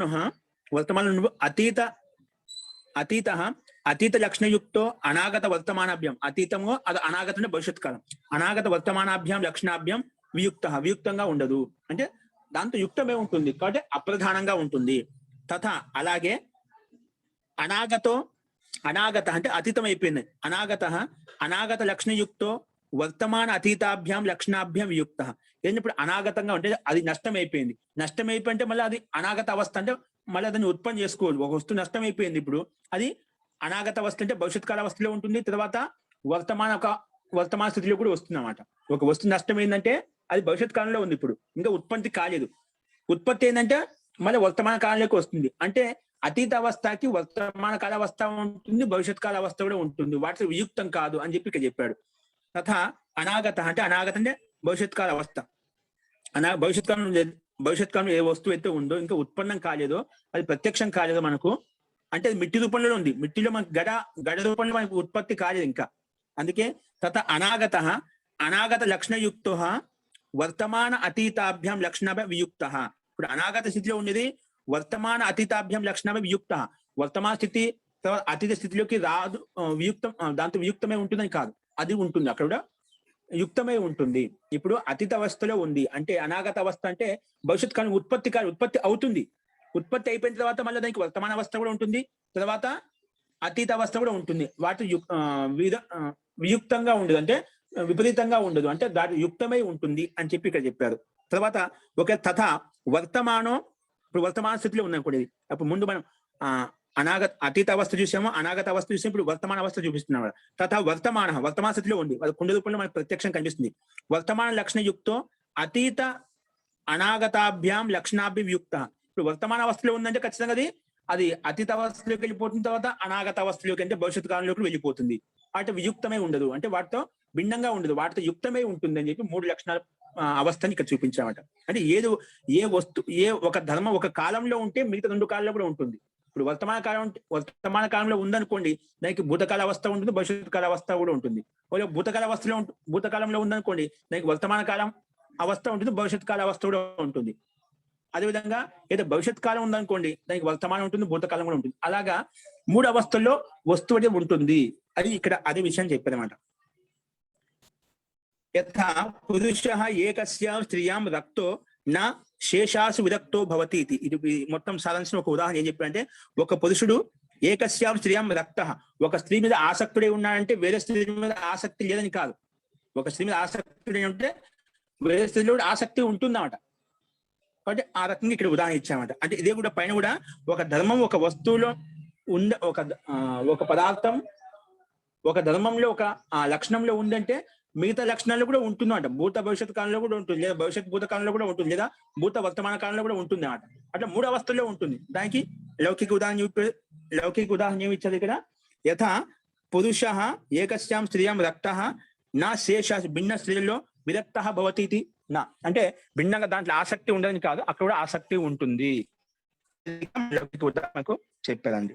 నెక్స్ట్ చూడండి, అదే విషయాన్ని మళ్ళీ ఇంకో రకంగా చెప్పారు ఇక్కడ. కింద చూసుకోండి పారాగ్రాఫ్. అథ లక్షణ పరిణామే సర్వస్య సర్వలక్షణ యోగాత్ అసంకరః ప్రాప్నోతి పరైర్ దోషః చోద్యత ఇది. ఇక్కడ ఇంకో వ్యక్తి పూర్వపక్షి ఇంకో రకం చెప్తున్నామట. ఇక్కడ ఇంకొక వ్యక్తి ఇంకో రూపంలో చెప్తున్నామట. చూడండి, అట్లా లక్షణ పరిణామే అంటే లక్షణ పరిణామంలో అంటే లక్షణం అంటే భూతకాల అవస్థ కావచ్చు, వర్తమాన కాల అవస్థ, భవిష్యత్ కాల అవస్థ, ఏదైనా లక్షణంలో ఉండే ఒక వస్తువు ఏ స్థితిలో ఉండవచ్చు అన్నమాట. లక్షణ పరిణామే సర్వలక్షణ యోగాత్ అంటే అంటే ఆ పదార్థం యొక్క సర్వలక్షణ యోగాత్ అసంకరః. ఇప్పుడు ఆ పదార్థం అన్ని లక్షణాల్లో ఉంటుంది. ఒకసారి వర్తమాన కాలం అంటున్నావు, ఒకసారి భూతకాలంలో అంటున్నావు, ఒకసారి భవిష్యత్ కాలంలో అంటున్నావు, అంటే అవన్నీ సంకరంగా ఉన్నాయి. సర్వలక్షణ యోగాత్ అసంకరః ప్రాప్నోతి. ఇది సంకరం ప్రాప్నోతి అంటే అన్ని కలిసిమెలిసి ఉండిపోయాయి. సంకరం అంటే కలవటం అంట, కలిసిమెలిసిపోయాయన్నమాట. సర్వలక్షణ యోగాత్ అన్ని లక్షణాల్లో ఉంది కాబట్టి సర్వలక్షణ యోగాత్ అద్వసంకరః ప్రాప్నోతి అంటే మార్గ సంకరం అంటే అన్ని కలిసిమెలిసి ఉన్నాయి అనే దోషం వస్తుంది. అద్వసంకర ప్రాప్నోతి ఇది పరదోషః చోద్యతే ఇది అంటే ఇతరుల ద్వారా దోషం చూపిస్తుంది అన్నమాట. ఏ రకం దోషం చూపిస్తున్నా? ఈ లక్షణం ఒక వస్తువు అంటున్నారా, ఆ వస్తువు 3 కాలాల్లో ఉంటుంది. భూత భవిష్యత్ వర్తమాన కాలంలో ఉంటుంది. కాబట్టి భూత భవిష్యత్ వర్తమాన కాలంలో ఉంటే సంకరం వచ్చేస్తుంది. అన్ని కలిసిమెలిసిపోయి ఉన్నాయి. దానికి భిన్నంగా ఎలా చెప్తావు? అన్ని ఒకే విధంగా ఉన్నాయి కదా. దానికి సమాధానం చెప్తున్నాడు. తస్య పరిహారః, దానికి సమాధానం చెప్తున్నారు. ధర్మానాం ధర్మత్వం అప్రసాధ్యం ప్రసాధ్యం అంటే ధర్మానాం ధర్మత్వం అనేది అప్రసాధ్యం అంటే ఈ ధర్మాల యొక్క ధర్మత్వం అనేది ఒకేసారి ఉండదు అన్నమాట. అంటే ఇప్పుడు అన్ని సంకరంగా ఉన్నాయి, కానీ ఇవన్నీ సంకరతాన్ని ఒకేసారి రాదు, ఒకే క్షణంలో రాదు కదా. అంటే భిన్నంగా ఉన్నాయన్నమాట. ఇప్పుడు కాలాంతరంలో వస్తుంది. వర్తమాన కాలంలో ఉందంటే తర్వాత అది కాలాంతరంలో మళ్ళా అతీత అవస్థలోకి వెళ్ళిపోతుంది. అతీత అవస్థ నుంచి మళ్ళా భవిష్యత్ కాల అవస్థలోకి వస్తుంది. ఒకేసారి కదా. అది ధర్మానం ధర్మత్వం అనేది ధర్మం కాదు, ధర్మత్వం అనేది ఆ ప్రాసాధ్యం, అది వ్యక్తపరచడం. అది ఒకే సమయంలో ఉత్పత్తి కాదనమాట. ఎందుకు? సతిచ ధర్మత్వే లక్షణ భేదోపి వాచ్య. ధర్మత్వే సతి అంటే ధర్మత్వం ఉత్పన్నమైనప్పుడు లక్షణ భేదోపి వాచ్య, దాని యొక్క లక్షణం ధర్మత్వం వచ్చి దాని లక్షణం యొక్క భేదం కూడా మనం చెప్పాలన్నమాట. ఏ రకంగా? నా వర్తమాన సమయ ఏవ అస్య ధర్మత్వం. అంటే ఇప్పుడు అదే విషయం, ఇప్పుడు వర్తమాన సమయంలో ధర్మత్వం చెప్పాం. ఇప్పుడు ఒక వస్తువు ఒక వర్తమాన స్థితిలో ఉందంటే ఇక్కడ అనాగత స్థితి, అతీత స్థితి లేదని అర్థం, భవిష్యత్ కాల స్థితి, భూతకాల స్థితి లేదని అర్థం. నా వర్తమాన సమయ ఏవ అస్య ధర్మత్వం. వర్తమాన సమయంలో దానికి ఒక ధర్మం చెప్పడం లేదు అన్నమాట. వర్తమాన సమయంలో 3 ఇక్కడ ఉన్నాయని చెప్పడం లేదు. ఇప్పుడు ఏ వస్తువు మనకు ప్రత్యక్షం కనిపిస్తుందో అక్కడ 3 అనేది కాలాంతరంలో కనిపిస్తాయి. ఒకేసారి భూతకాలం, భవిష్యత్ కాలం, వర్తమాన కాలం 3 లక్షణాలు ఉంటాయి, కానీ ఒకేసారి ఉండవు, ఒకే క్షణంలో ఉండవు, ఒకే సమయంలో ఉండవు. అది చెప్పామట. నా వర్తమాన సమయ ఏవ అస్య ధర్మత్వం ఏవం హి నా చిత్తం రాగధర్మకం స్యాత్ క్రోధకాలే రాగస్య సముదాచారాదితి. రాగస్య సముదాచారాదితి. ఇప్పుడు ఏవం హి నా చిత్తం రాగధర్మకం. ఇప్పుడు ఓ చిత్తం ఇప్పుడు ఒక వ్యక్తి క్రోధ కాలంలో ఉన్నాడు, కోపంగా ఉన్నా అంటే అతనిలో రాగం లేదని కాదు. కోపంగా ఉన్నాడంటే అతనిలో రాగం లేదని కాదు. ఆ కోప కాలంలో కోపం ప్రధానంగా ఉంది. అదే ఆ ధర్మమే అక్కడ పనిచేస్తుందన్నమాట. కోపమే ధర్మం, ఆ ధర్మమే పనిచేస్తుంది అక్కడ. నాహి చిత్తం రాగధర్మకం. అక్కడ రాగం లేదన్నమాట. అక్కడ ఏముంది? స్యాత్ క్రోధకార్య రాగస్య సముదాచార. అక్కడ ఆ అది అణిచివేయబడింది అన్నమాట. క్రోధించే సమయంలో ఆ రాగం అనేది అణిచివేయబడింది, అంతేకాని అక్కడ రాగం లేదని కాదు. అలాగే ఇక్కడ కూడా ఇప్పుడు ఒక ధర్మం ఒక చోట ఉందంటే అది ఇంకో ధర్మం కనిపించలేదంటే అక్కడ లేదని కాదు, ఉంటుంది. కాబట్టి ఒకే కాలంలో కనిపించదు, అది సూక్ష్మంగా ఉంటుంది. ఒక ధర్మం ప్రధాన అవస్థలో ఉంటుంది, మిగిలిన 2 ధర్మాలు అప్రధాన అవస్థలో ఉంటాయి. అట్లా మార్పులు వస్తూ ఉంటాయి. ఇప్పుడు కోపగించుకుంటున్నామంటే అక్కడ రాగం లేదని కాదు, మరి రాగం ఉందంటే అక్కడ క్రోధం లేదని కాదు. ఇప్పుడు రాగం, ప్రీతి, ప్రేమ కలుగుతున్నాయి అంటే అక్కడ క్రోధం లేదు కదా. అప్పుడు ఆ ధర్మం, క్రోధ ధర్మం ఏదైతే ఉందో అది అణిచివేయబడుతుంది. కాబట్టి ఒక సమయంలో ఒకే ధర్మం అక్కడ మనకు కనిపిస్తుంటుంది. ఒకేసారి అన్ని ధర్మాలు కనిపించవు, ఒకటి ప్రధానంగా ఉంటుంది, మిగిలినవి అప్రధానంగా ఉంటాయి. అట్లా మార్పులు వస్తూ ఉంటాయి, అంతేగాని ఇవి సంకలం అన్ని కలిసిమెలిసి ఉండవు, దాంట్లో దోషం కాదు అని చెప్పి దానికి సమాధానంగా రకం చెప్పారు. కాబట్టి ఏమీ నా చిత్తం రాగధర్మకం స్యాత్ క్రోధకార్య రాగస్య ఆ సముదాచార. ఆ రాగం ఉత్పత్తి కాలేదు అంతే, అంటే ఉత్పత్తిగా అక్కడ అది లేదు, కనిపించలేదు. అంటే కనిపించే సూక్ష్మంగా ఉంది, కానీ మన రాగకాలంలో అది ఉత్పన్నం అవుతుంది, అప్పుడు క్రోధం అణిచివేయబడుతుంది. అంటే అప్పుడు రాగకాలంలో క్రోధం లేదని కాదు, 2 ఉంటాయి. కాబట్టి ఒక సమయంలో ఒకటి ప్రధానంగా ఉంటుంది, ఒకటి అప్రధానంగా ఉంటుంది అని చెప్పి ఇక్కడ చెప్పాడు. ఇదే విషయాన్ని మళ్ళీ ఏం చెప్తున్నారు చూడండి. కించ అవరు త్రయాణం లక్షణానాం యుగపత్ ఏకస్యాం వ్యక్తో నాస్తి సంభవ. ఇప్పుడు లక్షణాలు ఒకే పదార్థంలో ఒకేసారి వ్యక్తం అంటే పదార్థంలో కనిపించవు. త్రయాణం లక్షణం 3 అంటే వర్తమాన కాలము, భవిష్యత్ కాలం, భూతకాలము. త్రయాణం లక్షణం యుగపత్ అంటే ఒకేసారి, ఏకస్యాం వ్యక్త ఒకే పదార్థంలో నాస్తి సంభవం కాదు, ఒకేసారి సంభవం కాదు. ఎందుకు? క్రమేణతు స్వవ్యంజకాంజనస్య భావో భవేతితి. క్రమేణ అంటే వ్యంజక పదార్థం అంటే ఆ వస్తువును ప్రకటించడానికి ఏదైతే కారణం ఉందో ఆ కారణం ద్వారా అది భిన్న భిన్న రూపంలో మారుతూ ఉంటుంది. స్వవ్యంజకాంజనస్య భావో భవేత్. స్వవ్యంజకాంజనస్య క్రమేణ అంటే క్రమంగా వస్తుందన్నమాట. ఇప్పుడు వర్తమాన స్థితిలో ఉన్నప్పుడు తర్వాత భూతకాల అవస్థ వస్తుంది, భూతకాల అవస్థలో ఉందంటే తర్వాత మళ్ళీ భవిష్యత్ కాల అవస్థ వస్తుంది. అలా ఒక క్రమ పద్ధతిగా ఉంటుందన్నమాట. కాబట్టి క్రమేణతు స్వవ్యంజకాంజనస్య భావో భవేతితి అంటే క్రమంగా ఆ వ్యంజక పదార్థం ఏదైతే ఉందో అభివ్యక్తపరచడానికి ఆ కారణం ద్వారా భిన్న భిన్నంగా క్రమంగా అది వ్యక్తం అవుతుంటుంది, అలా మార్పు చెందుతూ ఉంటుంది అని చెప్పి ఇక్కడ చెప్పారు. ఇప్పుడు అదే విషయాన్ని ఉక్తం ఆ విషయం ఏం చెప్పారు? రూపాతిశయ వృత్యాతిశయాశ్చ పరస్పరైన విరుధ్యంతే. రూపాతిశయ వృత్యాతిశయాశ్చ పరస్పరైన విరుధ్యంతే. ఇప్పుడు రూపాతిశయం అంటే ఒక రూపం ప్రత్యక్షంగా కనిపిస్తుంది అన్నమాట. వృత్యాతిశయాశ్చ పరస్పరం విరుధ్యంతే. రూపస్థితిలో ఉన్నప్పుడు ఆ రూపస్థితి రావడానికి ముందు స్థితి ఏంటి? అది మిట్టి తత్వంలో ఉంటుంది, ఇంకా భిన్న రూపంలో ఉంటుంది. అంటే అది క్రియ జరుగుతూ ఉంటుంది, క్రియమానంగా ఉంటుంది అన్నమాట. అప్పుడు 2 విరుద్ధంగా ఉంటాయి. ఇది నష్టం కావాలి, ఈ మిట్టి తత్వం ఏదైతే ఉందో పిండ రూపం నష్టం అయిపోతుంది, అది ఒక మూర్తి రూపంలో వస్తుందన్నమాట. ఆ రూపాతిశయంలో రావాలంటే వృత్యాతిశయం నశించిపోవాలి. అందుకే 2 పరస్పర విరుద్ధంగా ఉంటాయి. 2 పిండ రూపంలో ఉండి, ముద్ద రూపంలో ఉండి, అది అలాగే ఉండి మనకు వస్తువు కావాలి, పదార్థం కావాలి, రూపం కావాలి, రాదు. అందుకే రూపాతిశయ వృత్యాతిశయాశ్చ పరస్పరం ఒకదానికి ఒకటి విరుద్ధంగా ఉంటాయి. సామాన్యానితో అతిశయ సహ ప్రవర్తంటే. సామాన్య ధర్మాలు వాటితో యుక్తమై ఉంటాయి. సామాన్య ధర్మం దాంట్లో యుక్తమే ఉంటుంది. ఇప్పుడు ఆ కుండ రూపంలో మిట్టి తత్వం అది యుక్తమే ఉంటున్నాడు, దాంట్లో 3 లక్షణాలు కూడా యుక్తమే ఉంటాయట. అది జీర్ణశీలం కూడా అవుతుంది, కాలాంతరంలో మార్పులు కూడా వస్తూ ఉంటాయి. అది సామాన్యంగా యుక్తమే ఉంటుంది, కానీ ఒకటి ప్రధానంగా ఉంటుంది, ఒకటి అప్రధానంగా ఉంటుంది, ఇంకోటి ఇంకో రకంగా ఉంటుంది. కాబట్టి ఉక్తం చ రూపాతిశయ వృత్యాతిశయాశ్చ పరస్పర వృద్ధి అంటే ఎందుకు సామాన్యానితో అతిశయై సహా, అతిశయతో అంటే రూపాతిశయం తోటి ప్రవర్తంటే యుక్తమవుతాయి కాబట్టి తస్మాత్ అసంకర అంటే అదే విషయం. కాబట్టి సంకరం కాదు, సంకర పైన పూర్వపక్షి ఒక దోషం ఇచ్చాడా, ఇవన్నీ కలిసిమెలిసిపోతున్నాయండి లక్షణాలు మొత్తం, అందుకే సంకర దోషం వస్తుంది. ఇవన్నీ కలిసిమెలిసిపోయి ఉన్నాయి, భిన్న భిన్నంగా చెప్తున్నావు, ఇది వర్తమాన కాలం, ఇది భూతకాలం, ఇది భవిష్యత్ కాలం అని చెప్పి ఇవన్నీ సంకరం కలిసిమెలిసిపోయాయి. కలిసిమెలిసిపోయాయి ఒకే సమయంలో ఇవన్నీ యుగపతి ఒకేసారి ఉత్పత్తి కావడం లేదు. ఒకటి వర్తమాన అవస్థలో ఉందంటే భూతకాల అవస్థ, భవిష్యత్ కాల అవస్థ అవి అప్రధానంగా ఉన్నాయి, అవి మనకు వ్యక్త స్థితిలో లేవు, సూక్ష్మంగా ఉన్నాయి. ఇప్పుడు భూతకాల అవస్థ అంటే వర్తమాన కాల అవస్థ, భవిష్యత్ కాల అవస్థ అవి సూక్ష్మంగా ఉన్నాయి, ఏదో ఒక లక్షణం ప్రధానంగా ఉంటుంది. కాబట్టి ఇది సంకర దోషం కాదు, కలిసిమెలిసిపోయిన దోషం లేదు ఇక్కడ.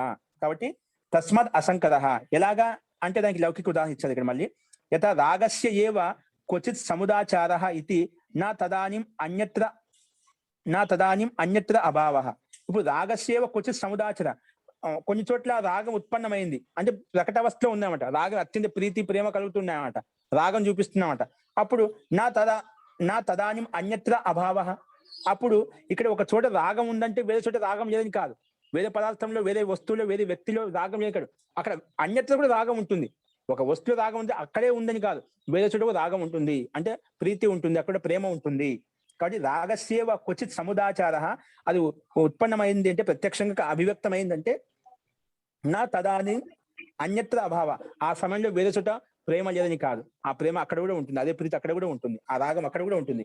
కింటు కేవలం సామాన్యేన సమన్వగత ఇతి అస్తి తదా తత్ర తస్య భావః తథా లక్షణస్య ఇది. అంటే ఆ సమయంలో ఒక చోట రాగయుక్తంగా ఉన్నా అంటే వేరే చోట రాగం లేదు, అక్కడ రాగం ఉంటుంది, కాబట్టి ఆ రాగం అణిచివేయబడి ఉంటుంది. ఆ రాగము అక్కడ అది ఉదార అవస్థలో ఉండదు, ప్రకట అవస్థలో ఉండదు. ఎందుకంటే ఒకటి ప్రకట అవస్థలో ఉండదు, ఎక్కడైతే వారిని ప్రేమిస్తున్నా ఒక వస్తువుని చూస్తున్నామో అక్కడ అది ప్రత్యక్షంగా ఉంది, అది ప్రధానంగా ఉంది. కాబట్టి మిగిలిన వేరే వ్యక్తుల పట్ల, వస్తువుల పట్ల అక్కడ ఆ రాగం వెళ్తుందో అక్కడ అణిచివేయబడింది, అది సామాన్యంగా ఉందన్నమాట. కింద కేవలం సామాన్యంగా సమన్వగత, సామాన్యంగా అక్కడ అనుగతమై ఉంది ఇత్యస్తి తదా తత్ర తస్య భావ. ఎందుకంటే అప్పుడు ఆ సమయంలో అదే అక్కడ భావంగా ఉంది, విద్యమానంగా ఉంది.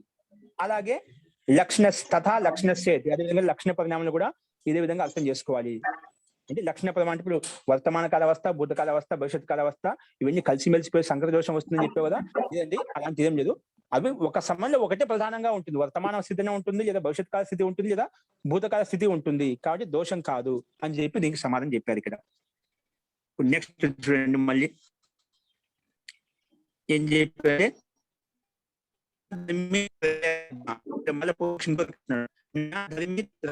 ఈ ధర్మి అనేది 3 మార్గాలు లేదంట, అంటే 3 లక్షణాలు లేవు, ధర్మికి 3 లక్షణాలు లేవు. ఎందుకు? ధర్మాస్తు త్రయధ్వాన, ధర్మికి 3 లక్షణాలు లేవు. ఏ ఊరుకున్నాయి 3 లక్షణాలు? ధర్మానికి అంటే ధర్మి వలన ఏ ధర్మ లక్షణాలతో యుక్తమై ఉంది. ధర్మాస్తు త్రయధ్వాన 3 లక్షణాలతో యుక్తమై ఉంది. లక్షిత అలక్షితాశ్చ తాం అవస్థాం ప్రాప్నువంతో అన్యత్వేన ప్రతినిర్దిశ్యంతే అవస్థాంతరతః నా ద్రవ్యాంతరతః. ఇక్కడ ధర్మి అనేది 3 మార్గాలతో 3 లక్షణాలు యుక్తం లేదు. ఏది ఉంది అంట? ధర్మాస్తు త్రయధ్వాన, వాటి యొక్క ధర్మం ఏదైతే ఉందో ఆ వస్తువు ఏదైతే అది 3 ధర్మాల్లో ఉంటుంది. అది ఏ రకంగా? లక్షిత అలక్షిత అంటే అది తెలిసి తెలియకుండానే ఆ ధర్మంలోకి వచ్చిందంటే అది ఆటోమేటిక్ సిస్టంగా, అంటే ఇప్పుడు ఒక ధర్మం, ఒక వస్తువు మనకు ప్రత్యక్షంగా కనిపిస్తుంది, ఘట రూపంలో వచ్చిందన్నమాట. అది లక్షిత అలక్షితాశ్చ తాం అవస్థాం ప్రాప్నువంతి. అది ఇప్పుడు వర్తమాన స్థితిలో ఉందనుకోండి, అది మన ప్రకట అవస్థలో ఉంటుంది, వర్తమాన స్థితిలో ఉంటుంది. కాలాంతరంలో ఏమవుతుంది? అది నష్టం అయిపోతుంది, అప్పుడు భూతకాలంలోకి వెళ్ళిపోతుంది. భూతకాలంలో నష్టం అయిపోయిన తర్వాత మళ్ళీ భవిష్యత్ కాలంలో యుక్తమై ఉంటుందన్నమాట. అంటే వాటి అవస్థలోకి లీనమైపోతుంది, అంటే తెలిసి తెలియకుండానే అది ఆటోమేటిక్ గా జరిగిపోతుందంట. ఒక వస్తువు ఉత్పత్తి అయిందంటే ఈ కాలధర్మాలు ఏవైతే ఉన్నాయో ఇది కాలచక్రం నిరంతరం నడుస్తూ ఉంటుందన్నమాట. భవిష్యత్ కాల వ్యవస్థ అనేది నిరంతరం నడుస్తూ ఉంటుంది. కాబట్టి లక్షిత అలక్షిత మనం తెలియకుండానే ఆటోమేటిక్ గా ఏమవుతుంది? లక్షిత అలక్షితాశ్చ తాం అవస్థం, వాటి యొక్క అవస్థకు మార్పు చెందుతూ ఉంటుంది. ఇప్పుడు వర్తమాన స్థితిలో ఉన్న తర్వాత భూతకాలంలోకి వెళ్ళిపోతుంది, తర్వాత భవిష్యత్ కాలంలోకి వెళ్ళిపోతుంది. అలాగా తాం అవస్థాం ప్రాప్నువంతః అన్యత్వేన ప్రతినిర్దిశ్యంతే, అది దాని వాటి వాటి అవస్థలోకి మార్పు చెందుతూ భిన్న రూపంలో అన్యత్వేన ప్రతినిర్దిష్ట అంటే భిన్న రూపంలో నిర్దేశించబడుతుంది. ఏ రకంగా అవస్థాంతరత నా అంటే భిన్న రూపంలో మారుతూ ఉంటుంది. నా ద్రవ్యాంతరత ద్రవ్యం మారదు, ఆ వస్తువు మారుతూ ఉంటుంది. ఇప్పుడు ఒక వర్తమాన స్థితిలో ఉండి నూతనత్వంగా ఉంది, అది కొంతకాలం పురాతనత్వంగా మారిపోతుంది, ఇంకా తర్వాత జీర్ణశీర్ణం అయిపోతుంది, ఇంకా అది నశించిపోతుంది అన్నమాట. అట్లా అది అవస్థకు భిన్న మార్పులు చెందుతూ ఉంటాయి అన్నమాట. కాబట్టి అదే విషయం చెప్పాము. అన్యత్వేన ప్రతినిర్దిష్ట అంటే అవస్థాంతరత అంటే భిన్న అవస్థలుగా మార్పు చెందుతూ ఉంటాయి. అంతేగాని నా ద్రవ్యాంతరత ద్రవ్యం అనేది ఎటువంటి మార్పు చెంది ద్రవ్యం ఎలా ఉందో అలాగే ఉంది, మిట్టి ఎలాగైతే ఉందో అలాగే ఉంది, సవర్ణత్వం ఎలాగైతే ఉందో అలాగే ఉంటుంది. దాంట్లో మార్పు ఆ వస్తువులో ఆ రూపంలో మాత్రం మార్పులు వస్తూ ఉంటాయి అని చెప్పారు. ఏ రకంగా దానికి లౌకిక ఉదాహరణ చూడండి. యథా ఏకా రేఖ శతస్థానే శతం అంటే ఒక గీతను 100 దగ్గర పెట్టామనుకుంటే 100 అయిపోతుంది. దశస్థానే ఇప్పుడు ఒక 0 స్థానంలో 1 పెట్టామంటే 10 అయిపోతుంది. శతస్థాన్ యథా ఏకా రేఖ ఒక రేఖ శతస్థానే శతం శతస్థానంలో పెట్టాను 100 స్థానంలో పెట్టాను అది 100 అయిపోతుంది. దశస్థానే దశ అది 10 స్థానం పెట్టామనుకోండి అది 10 అయిపోతుంది. దశస్థానే దశ ఏకస్థానే అది ఒకే స్థానం పెట్టాను 1 అవుతుంది. 0 లేదు అక్కడ 1 పెట్టాం 1 కంటే 1 అన్నాం. నేను పక్క 0 పెడితే 10 అయిపోయింది. నేను పక్క 2 0 పక్కన పెడితే అది 100 అయిపోయింది. అట్లాగా అవస్థలో మార్పు వచ్చాము అంటే రూపంలో మార్పు తీసుకొచ్చామన్నమాట. అది తెలియకుండా మనం స్థానాన్ని మార్చడం వలన స్థానం మార్చిన దాంట్లో రూపంలో సంఖ్యలో తేడా వస్తుంది మనకు. అదే ఇప్పుడు యథా ఏకా రేఖ శతస్థానే శతం దశస్థానే దశ ఏకాచ స్థానే ఏక యథా ఎలాగంటే దానికి ఇంకో లౌకిక ఉదాహరణ చెప్పారు. యథాచ ఏకత్వేపి స్త్రీ మాతా చ ఉచ్యతే దుహితాచ స్వశాచ ఇది. యథాచ ఏకత్వేపి స్త్రీ ఒకదే. ఇప్పుడు మహిళ ఒకటే ఉంటుంది. ఆ మహిళకే మనకు భిన్న పేర్లు పెట్టాం. ఆ మహిళ ఒక దృష్టిలో తల్లిగా ఉంటుంది, ఒక దృష్టిలో చెల్లిగా ఉంటుంది, ఒక దృష్టిలో భార్యగా ఉంటుంది, ఒక దృష్టిలో అత్తగా ఉంటుంది, ఒక దృష్టిలో ఇంకో రకంగా ఉంటుంది, టీచర్గా ఉంటుంది, అధ్యాపకురాలుగా ఉంటుంది. భిన్నంగా పిండం ఒకటే, మహిళ ఒకటే, స్త్రీ ఒకటే, కానీ అవస్థ పరిణామాన్ని బట్టి అక్కడ ఉండే లక్షణ పరిణామాన్ని బట్టి భిన్న మార్పులు చెప్పుకుంటామా? అక్కడ ఉండే పరిస్థితిని బట్టి ఒకే స్త్రీ ఒకే వ్యక్తి భిన్న దుఃఖాలుగా మార్పులు వస్తున్నాయి అన్నమాట. అలాగే ఇక్కడ కూడా ఏ విధంగా అయితే మనం ఒక రేఖ ఒక గీతను ఒక 0 స్థానంలో పెట్టినప్పుడు భిన్న సంఖ్య విధంగా మారుతూ ఉంటుంది. సంఖ్య ఒకటే, అక్కడ ఏక అనేది ఒకటే సంఖ్య ఒకటే, కానీ అది దాని యొక్క స్థానాన్ని మార్చడంలో భిన్న సంఖ్యని మనకి ఏ విధంగా జ్యోతిస్తుందో అలాగే ఇక్కడ లౌకికంగా మనం ఒకే స్త్రీ అనేది భిన్న రకాలుగా మనం భిన్నగా ఒకరికి స్త్రీగా, ఒకరికి పత్నిగా, ఒకరికి భార్యగా, ఇంకొకరికి చెల్లిగా, అక్కగా భిన్నంగా ఏ విధంగా మనం చెప్పుకుంటున్నామో అదే విధంగా ఇక్కడ కూడా 3 భిన్న స్థితిలో మార్పులు వస్తుంటాయి. కానీ వ్యక్తి భిన్నం కాదు, వ్యక్తి అదే. కాబట్టి అక్కడ సందర్భాన్ని బట్టి పరిస్థితిని బట్టి ఒక్కొక్క దృష్టిలో అపేక్షాన్ని బట్టి అవి మార్పులు చెప్తూ ఉంటాము. అవి మార్పులు అంతే, పిండం మటుకు ఒకటే, స్త్రీ మటుకు ఒకరే అని ఇక్కడ కూడా అదే విధంగా అర్థం చేసుకోవాలి. ఇక్కడ మిట్టి తత్వం కానీ సువర్ణతత్వం అదే ఉంటుంది, కానీ దాని రూపంలో భిన్నంగా మార్పులు వస్తుంటాయి అని చెప్పి ఇక్కడ చెప్పుకున్నామట. సో అదే విషయాన్ని మళ్ళీ కింద చెప్పారు చూడండి. అవస్థా పరిణామే కౌటస్థ్య ప్రసంగ దోష. ఇక్కడ పై వరకు చెప్పామట. ఈ ధర్మి అనేది 3 మార్గాల్లో ఉండదు, ధర్మం మాట 3 మార్గాల్లో ఉంటుంది, 3 లక్షణాలతో యుక్తమై ఉంటుంది. అది తెలియకుండానే వాటి యొక్క అవస్థలో వాటి యొక్క పరిణామంలో మార్పు చెందుతూ ఉంటుంది. అట్లా ఇది సహజంగా ఇప్పుడు మనం చెప్పాల్సిన అవసరం లేదు. ఇక్కడ ఈమె ప్రతి అమ్మగా ఉంది, ఈమె ప్రతి కూతురుగా ఉంది, ఇంకొకరికి టీచర్ గా ఉంది, ఇంకా అవన్నీ చెప్పాల్సిన ఆటోమేటిక్ గా అది ఎక్కడ ఏ స్థితిలో ఏ సందర్భంలో ఉన్నవి ఆటోమేటిక్ గా ఆ నామకరణం వచ్చేస్తుంది అన్నమాట. అది స్వతహా వచ్చేస్తుంది అన్నమాట. అది అవస్థను బట్టి, పరిణామాన్ని బట్టి, సందర్భాన్ని బట్టి అది ఆటోమేటిక్ మార్పు వస్తుంది. ఆ రకంగా ఇక్కడ కూడా ఆ ధర్మాల్లో లక్షణాలు మారుతూ ఉంటాయి. అదే రకంగా ఇక్కడ కూడా మనం అర్థం చేసుకోవాలని చెప్పి ఇక్కడ చెప్పారు. తర్వాత ఇంకొక వ్యక్తి ఇంకో రకంగా దాన్ని దోషం చూపిస్తున్నారండి. అవస్థా పరిణామే కౌటస్థ్య ప్రసంగ దోష కైశ్చిత్ ఉక్త. అవస్థా పరిణామంలో దోషం చూపుతున్నారు. ఎందుకు? కౌటస్థ్య ప్రసంగ దోష అంటే ఇప్పుడు అవస్థ మారినప్పటికీ కూడా అండి అది స్థిరంగా ఉంటుంది కదా. ఆ తత్వం అనేది ఇప్పుడు జీర్ణశీర్ణం అయిపోయింది, కుండ జీర్ణశీర్ణం అయిపోయింది అంటున్నాం, కానీ ఆ మట్టి తత్వం స్థిరంగా అట్లే ఉంటుంది కదా. అది ఎక్కడ జీర్ణశీర్ణం అయిపోయిందా? అది కాలేదు కదా, అది స్థిరంగా ఉంటుంది, దోషము. అలా ఇది భిన్నంగా మారుతుందా చెప్పకూడదు. అవస్థ పరిణామే కౌటస్థ్య ప్రసంగ దోష కైశ్చిత్ ఉక్త వేరే ద్వారా చెప్పబడింది. కథం ఎలాగంటే అద్వనో వ్యాపారేణ వ్యవహితత్వాత్. అద్వన ఈ లక్షణం అంటే మార్గంలో వ్యాపారం అనేది వ్యవహితంగా ఉంది. అంటే ఇప్పుడు వ్యాపారం అంటే ఒక వస్తువు వర్తమాన స్థితిలో ఉందండి, అది కాలాంతంలో నిదానంగా క్షణకాలంలో పరివర్తన చెందుతూ ఉంటుంది, మార్పు చెందుతూ ఉంటుంది. అది వ్యాపారం జరుగుతుంది. మధ్యలో ఒక వంట చేస్తున్నామండి, ఇప్పుడు ఒక వస్తువు పొయ్యి మీద పెట్టాము, గ్యాస్ మీద పెట్టాము, ఆ వస్తువు పూర్తిగా పక్వమయ్యేంత వరకు మధ్యలో జరిగే క్రియాకలాపం ఏదైతే ఉందో అదంతా వ్యాపారం. అట్లా ఒక వస్తువు తయారవుతుందంటే, ఒక కుండ రూపం కుండ రూపాయలు తయారవుతుంది, మధ్యలో ఏవైతే మార్పులు వస్తున్నాయి అవన్నీ దానివల్ల వ్యాపారం. అదే వస్తువు తయారైన తర్వాత అది జీర్ణశీలం అయిపోయి నష్టమైనంత వరకు మధ్యలో ఏవైతే పరిణామాలు జరుగుతాయో అవన్నీ వ్యాపారం అన్నమాట. అవన్నీ వ్యాపారం. అదే విషయం చెప్తున్నాడు. అద్వనో వ్యాపార వ్యవహితత్వం. ఆ వ్యాపారం వ్యవధానంగా ఉంది. అంతేగాని ఇక్కడ అది కౌటస్థం అనేది, ఆ ద్రవ్యత్వం అనేది, అది మిట్టితత్వం అనేది, సువర్ణతత్వం అనేది అది స్థిరంగానే ఉంటుంది. వ్యాపారంలో మార్పులు వస్తున్నాయి కానీ అదైతే స్థిరంగా ఉంది అని చెప్పి ఆ రకంగా దోషం చూపిస్తున్నమాట. అద్వనో వ్యాపారం వ్యవహితత్వంగా వ్యవధానంగా ఉంది. యదా ధర్మ స్వవ్యాపారం నా కరోతి తదా అనాగత. అది ఒక ధర్మం ఒక వస్తువు దాన్ని వ్యాపారం చేయడం లేదనుకోండి, అది అనాగత స్థితిలో ఉంది. ఒక వస్తువు దాన్ని పని చేయడం లేదు, విద్యమానంగా లేదు, అందుకే వ్యాపారం చేయడం. వస్తువు ఉంటే వ్యాపారం జరుగుతుంది ఖచ్చితంగా. ఒక పదార్థం ఉందంటే దాంట్లో మార్పులు వస్తూ ఉంటాయి, దాంట్లో పరిణామం చెందుతూ ఉంటుందన్నమాట. అందుకే ఎప్పుడైతే ధర్మ స్వ వ్యాపారం నా కలుగుతు, దాన్ని వ్యాపారం చేయడం లేదు, ఒక ధర్మం వ్యాపారం చేయడం లేదు అంటే అది అనాగత, అంటే భవిష్యత్ కాలంలో ఉంటుంది. భవిష్యత్ కాలంలో ఉంది, ఉత్పత్తి కాలేదు కాబట్టి వ్యాపారం జరగలేదు, అంటే జీర్ణశీలం కావడం లేదు. మిట్టిలోనే ఉంది కుండ, అది ఉత్పన్నం చేయలేదు కాబట్టి అనాగత స్థితిలో ఉంది, అంటే భవిష్యత్ కాల స్థితిలో ఉంది. తర్వాత యదా కరోతి తదా వర్తమాన. అది మిట్టితత్వం ఉండి మనం వర్తమాన కుండ రూపాయలు తీసుకొచ్చాం, అప్పుడు వర్తమాన స్థితిలో ఉందన్నమాట. అందుకే యదా కరోతి తదా వర్తమాన, ఎప్పుడైతే ఉందో అది వర్తమాన స్థితిలో ఉంది. యదా కరోతి తదా వర్తమాన, అప్పుడు వర్తమాన స్థితిలో ప్రత్యక్షంగా కుండ కనిపిస్తుంది. అదేవిధంగా యదా కృత్వ నివృత్తి తదా అతీత, అదే ఏ విధంగా కుండ రూపంలో ఉందో అదే కాలాంతరం యదా కృత్వ చేసి నివృత్త, అది నివృత్తం అయిపోతుంది, నష్టం అయిపోతుంది. ఉండి కాలాంతరం ఏమవుతుంది, నష్టం అయిపోతుంది. నివృత్త తదా అతీత, అప్పుడు అతీతం అయిపోయింది, భూతకాలంలోకి వెళ్ళిపోయింది, నష్టం అయిపోయింది అన్నమాట. నష్టం లేదన్నమాట, ముందు ఉన్నది ఇప్పుడు లేదు, అంటే నష్టం అయిపోయింది కదా, అంటే భూతకాలానికి వెళ్ళిపోయింది కదా. అతీత ఇది ఏవం ధర్మినోర్ లక్షణ అవస్థానాంచ కౌటస్థ్యం ప్రాప్నోతి ఇది పరైర్ దోష ఉచ్యతే. ఈ రకంగా పని చేసే వ్యాపారం చేయడం కూడా అనాగత స్థితిలో ఉంది, చేస్తున్నాం కూడా వర్తమాన స్థితిలో ఉంటుంది.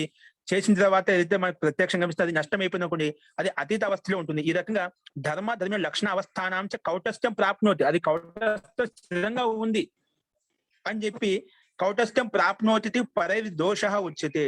ఇతరుల ద్వారా దోషం చూపిస్తున్నారు. ఇతరుల ద్వారా ఏం చూపిస్తున్నారో దోషాన్ని చూపిస్తున్నారు. అంటే ఇది స్థిరంగా ఉంటుంది.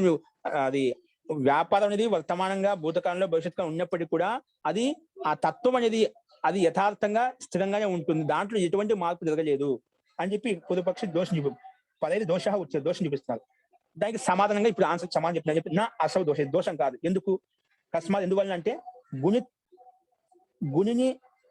గుణి నిత్యత్వేపి గుణానం విమర్ధ వైచిత్ర్యాత్. నువ్వు చెప్పావు కదా, ఈ గుణి అనేది అంటే మిట్టితత్వం సువర్ణతత్వం అనేది అది స్థిరంగా ఉంటుంది కాబట్టి ఇవి వ్యాపారం చేసేటప్పుడు వర్తమాన కాలం అని చెప్పాము, వర్తమాన కాలంలో ఉన్నప్పుడు వర్తమాన కాల స్థితి అని చెప్పాము, భూతకాల స్థితి అని పైన చెప్పుకున్నాం ఇట్లా. కానీ అది కౌటస్థ్యంగా స్థిరంగా ఉంటుంది కాబట్టి దోషం అని చెప్పాము. కానీ దోషం కాదు. ఎందుకు దోషం కానీ గుణి నిత్యత్వ, ఆ గుణి నిజంగా ఆ మిట్టి ధర్మం నువ్వు చెప్పినట్టుగానే ఆ మిట్టి అనేది సువర్ణత్వం ఖచ్చితంగా ఉంది, ఆ రూపంలో ఉంది. ఆ కుండ రూపంలో కావచ్చు, అది ఇంకేదైనా కుండల రూపంలో కావచ్చు, అది అనుగతంగా ఉంది.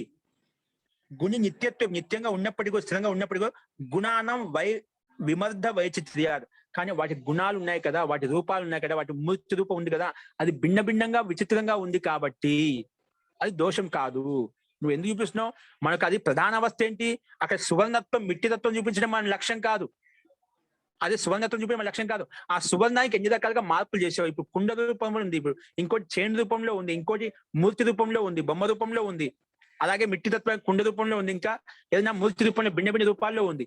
అక్కడ ఆ మూర్త రూపం ఏదైతే ఉందో అది ప్రధానం, అది చెప్పాల్సిన విషయం. కాబట్టి అది ప్రధానంగా ఉంటుంది. ఆ తత్వం అనుగతం నిత్యత్వంగా ఉన్నప్పటికీ కూడా అది మనకు ముఖ్యం కాదు. ఆ పదార్థంతో ఏ వస్తువు తయారైందో అది మనకు ముఖ్యము. అది ప్రధాన అవస్థ, అది మనం వ్యక్తపరచాలనుకుంటున్నాం, అది లౌకిక వ్యవహారంలో మనం చెప్పుకోవాలనుకుంటున్నాం, లౌకిక వ్యవహారంలో దాన్ని మనం ఉపయోగించుకోవాలనుకుంటున్నాం. కాబట్టి అది ముఖ్యము ఇక్కడ. కాబట్టి అందుకే చెప్పాడు గుణి నిత్యత్వేపి, అది మిట్టి ధర్మము సువర్ణ ధర్మం నిత్యంగా ఉన్నప్పటికీ కూడా, కౌటస్థ్యంగా ఉన్నప్పటికీ కూడా, గుణానం విమర్ద వైచిత్ర, గుణాలు ధర్మాలు ఏవైతే ఉన్నాయో, రూపాలు ఏవైతే ఉన్నాయో వైచిత్రంగా ఉన్నాయి, భిన్న భిన్నంగా ఉన్నాయి, విచిత్రంగా ఉన్నాయి, కాబట్టి దోషం కాదు. యథా ఏ రకంగా అంటే సంస్థానం ఆదిమత్ ధర్మ మాత్రం శబ్దాదినం వినాశినాం ఏవ లింగం ఆదిమత్ ధర్మ మాత్రం సత్వాదినాం గుణానాం వినాశీనాం తస్మిన్ వికార సంజాయితి. యథా సంస్థాన ఆదిమత్ ధర్మ మాత్రం, సంస్థానం ఆదిమత్ ధర్మ మాత్రం అంటే ఇప్పుడు మనం ఇంతకుముందు చెప్పుకున్నాం ప్రకృతి మహాన్ మహత్వ అహంకారం, అంటే ప్రకృతి వల్ల ఏమైతే మహాతత్వం ఏర్పడింది, మహాతత్వం వల్ల ఏర్పడింది అహంకారం ఏర్పడింది, అహంకారం వల్ల తన్మాత్రలు ఏర్పడ్డాయి, తన్మాత్రలో పంచభూతాలు ఏర్పడ్డాయి, అట్లా క్రమంగా ఉత్పన్నమయ్యాయన్నమాట. ఈ పంచభూతాలకు కారణం ఏంటి? తన్మాత్రలు, తన్మాత్రలకు కారణం ఏంటి? మహాతత్వం, మహాతత్వానికి కారణం ప్రకృతి. అట్లా మనం ఒకదానికి కూడా కారణంగా ఉన్నామట. ఇక్కడ అదే విధంగా ఉన్నాయన్నమాట. సంస్థానం ఆదిమ ధర్మ మాత్రం శబ్దాదినాం వినాశ్య, అంటే శబ్దాలు వినాశం చేసి వినాశినాం ఏవ లింగం ఆదిమత్వం, అంటే ఆ వినాశి వస్తువు దానికి ఇది కారణము. అంటే ఇప్పుడు తన్మాత్రలకు మహాతత్వం కారణం, అదే మహాతత్వానికి ప్రకృతి కారణం. అలాగా ఒక ధర్మం వినాశం అయిపోయిందంటే దానికి కారణంలో లీనమైపోయింది అర్థం. ఒక ధర్మం నష్టం అయిపోయిందంటే దానికి కారణం. ఇప్పుడు మిట్టి ద్వారా కుండ తయారు చేశావు, ఆ కుండ నష్టం అయిపోయింది, విలీనం అయిపోయింది అంటే ఎక్కడ అయిపోయింది? అది సూక్ష్మంగా విలీనం అయిపోయింది, అది లేదని కాదు, అది సూక్ష్మంగా విలీనం అయిపోయింది. తన కారణతత్వంలో మిట్టి తత్వంలో విలీనం అయిపోయింది, తన కారణం లీనం అయిపోయింది. ఇప్పుడు శబ్దాది ఏవైతే ఉన్నాయో, శబ్దగుణ పంచభూతాల్లో శబ్దగుణం ఒక శబ్ద తన్మాత్ర ఏదైతే శబ్దభూతం ఏదైతే ఉందో, ఆకాశభూతం ఏదైతే ఉందో, ఆకాశభూతం శబ్దంలో లీనం అయిపోయింది, పృథ్వీతత్వం గంధంలో లీనం అయిపోయింది అన్నమాట. ఆ రకంగా తన కారణాలు ఏవైతే తన కారణం విలీనం అయిపోతాయి, అంతేగాని నష్టం కాదు. అది ఆ తత్వం ఉంది, అది మూర్త రూపం ఏదైతే ఉందో మూర్త రూపం తొలగిపోయి దాని ప్రకృతిలో విలీనం అయిపోతుంది. ఇప్పుడు కుండ అనేది నష్టమైందంటే అక్కడ మిట్టి నష్టమైందని కాదు, దాని విలీనం అయిపోయింది, ప్రకృతిలో విలీనం అయిపోయింది. నష్టం అయిపోయింది అంటే ప్రకృతి విలీనం అయిపోయింది, సూక్ష్మం అయిపోయిందని అర్థం. ఇక్కడ అదే విషయం చెప్పాడు. సంస్థానం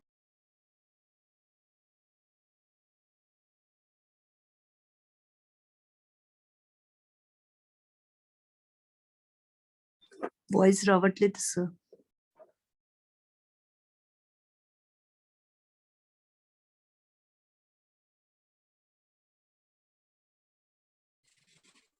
అవన్నీ నష్టమైపోయి ఎక్కడ విలీనంలో దాని స్థానంలో విలీనం అయిపోయాయి, అంటే దాని మూల కాలంలో విలీనం అయిపోయాయి.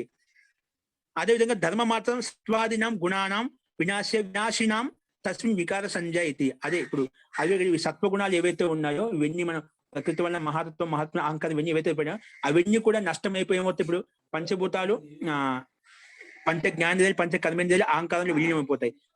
అదే పంచభూతాలు తన్మాత్రలు విలీనం అయిపోతాయి. ఆ తన్మాత్రలన్నీ కూడా అహంకార మహాతత్వంలో విలీనం అయిపోతాయి, మహాతత్వంలో లింగంలో లింగం కూడా ప్రకృతిలో విలీనం అయిపోతాయి. అలాగే విలీనం అయిపోతాయి, అంతేకాని అది వేరేది కాదు, ఆ తత్వం ఉంటుంది.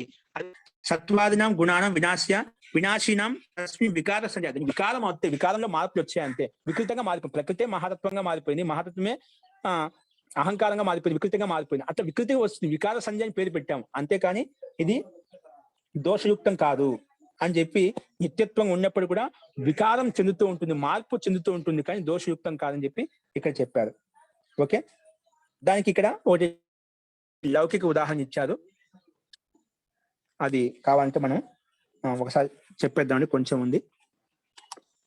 ఇక్కడ లౌకిక ఉదాహరణ తత్ర ఇదం ఉదాహరణం మృద్ధర్మి తత్ ఇదం అంటే ఆ పైన చెప్పిన విషయానికి దోషం కాదు, లౌకిక ఉదాహరణ ఇస్తున్నాడు. తత్ ఇదం ఉదాహరణ, ఏ ఉదాహరణ అంట? అంటే మట్టి ధర్మము, మృత్ ధర్మి పిండాకార ధర్మార్థం సంపద్యమానో ధర్మతః పరిణతో ఘటాకార ఇది. అంటే మిట్టి యొక్క ధర్మం అనేది పిండాకార ధర్మా అంటే ముందు సూర్యుని ఏదైతే ఉంటుంది పిండాకార ధర్మాత్, పిండ ధర్మంలోకి వస్తుంది. ధర్మాత్ మళ్ళీ ఏమంటే ధర్మాంతర ఉపసంపద ధర్మాంతరం ఉత్పన్నం అవుతుంది. ధర్మాంతరంలో మార్పు చెందుతూ ధత పరిణమతే ధర్మం వేరే పరిణామం చెందుతుంది. ఏ రకంగా ఘటాకార ఇది. అదే మిట్టి ధర్మం అనేది సూర్య ధర్మం అనేది నీళ్ళు పోసిన పిండంగా మారిపోయింది. పిండమే ధర్మా పరిణామం చెందుతూ ఏమవుతుంది, ఘటాకారంగా మార్పు చెందింది, అంటే కుండ రూపంలో మార్పు చెందింది. తర్వాత చెప్పిన ఘటాకారం అనాగత లక్షణం హిత్వ. ఈ ఇప్పుడు కుండాకారంలో వచ్చిందంటే ఏముంది, ఇప్పుడు అనాగత లక్షణం వదిలేసిందామట. ఇప్పుడు ఈ కుండ రూపంలో రావడానికి ఆ ముందు ఆ కుండ ఎలా అనాగత స్థితిలో ఉంది, అంటే భవిష్యత్ కాల స్థితిలో ఉన్నది. ఉత్పన్నం కావడానికి ముందు భవిష్యత్ కాలంలో ఉన్నది. ఇప్పుడు ఆ భవిష్యత్తు కాలం వదిలేసింది కాబట్టి వర్తమాన స్థితిలోకి వచ్చిందన్నమాట. భవిష్యత్ కాలం వదిలేసి కాబట్టి వర్తమానంలోకి వచ్చింది. అది చెప్పాడు.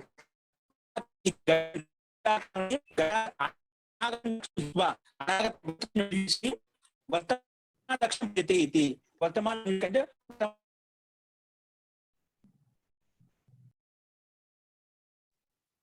వాయిస్ రావట్లేదు గురువు గారు.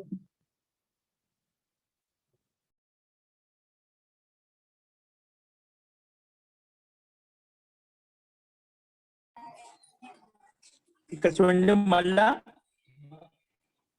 ఏం చెప్పాము, ఘటాకారం అనాగతం లక్షణం హిత్వ. అంటే ఘటాకారం ఇది భవిష్యత్ కాల లక్షణం వదిలేసింది కాబట్టి వర్తమాన లక్షణం ప్రతిపద్యత, వర్తమాన లక్షణంలోకి వచ్చేసింది, వర్తమాన లక్షణంలోకి వచ్చింది.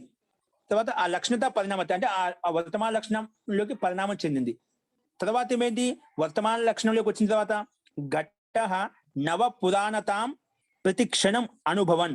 ఈ ఘటం ఉత్పన్నమైన తర్వాత ఇప్పుడు ఎల్లప్పుడూ ఒకే స్థితిలో ఉండదు, అది మార్పు చెందుతూ ఉంటుంది. ఇప్పుడు శరీరంలో మన మార్పు చిన్న బాల్యవస్థ యవనావస్థ ప్రౌఢావస్థ అట్లా ఏ విధంగా మార్పు చెందుతూ క్షణంలో మార్పు చెందుతూ ఉందో అది ప్రతి క్షణం మార్పు చెందుతూ ఉంటుంది. అది అలాగే ఇక్కడ కూడా ఘట అంటే కుండ అనేది నవ అంటే నూతనంగా ఉంది. ఇప్పుడు తర్వాత పురాణతాం అంటే పురాతనత్వాన్ని పొందుతూ ఉన్నమాట. అది దీర్ఘకాలంగా ఉంటుంది అనుకుంటే దాంట్లో మార్పులు క్షణంలో మార్పులు వస్తూ ఉంటాయి. ఎందుకంటే ఈ సంసారం అనేది ఈ గుణాల యొక్క ధర్మం అనేది ఎప్పుడు చలాయమానంగా ఉంటాయి, అంటే చలాయమానంగా ఉంటే మార్పులు వస్తూ ఉంటాయి అన్నమాట. నవ పురాణతాం ప్రతి క్షణం అనుభవన్, ప్రతి క్షణం మార్పు చెందుతూ ఉంటున్నమాట. ప్రతి క్షణం అనుభవన్ నవస్థా పరిణామం ప్రతిపద్యతే. ప్రతి క్షణం అనుభవన్ నవస్థా పరిణామం ప్రతిపద్యతే.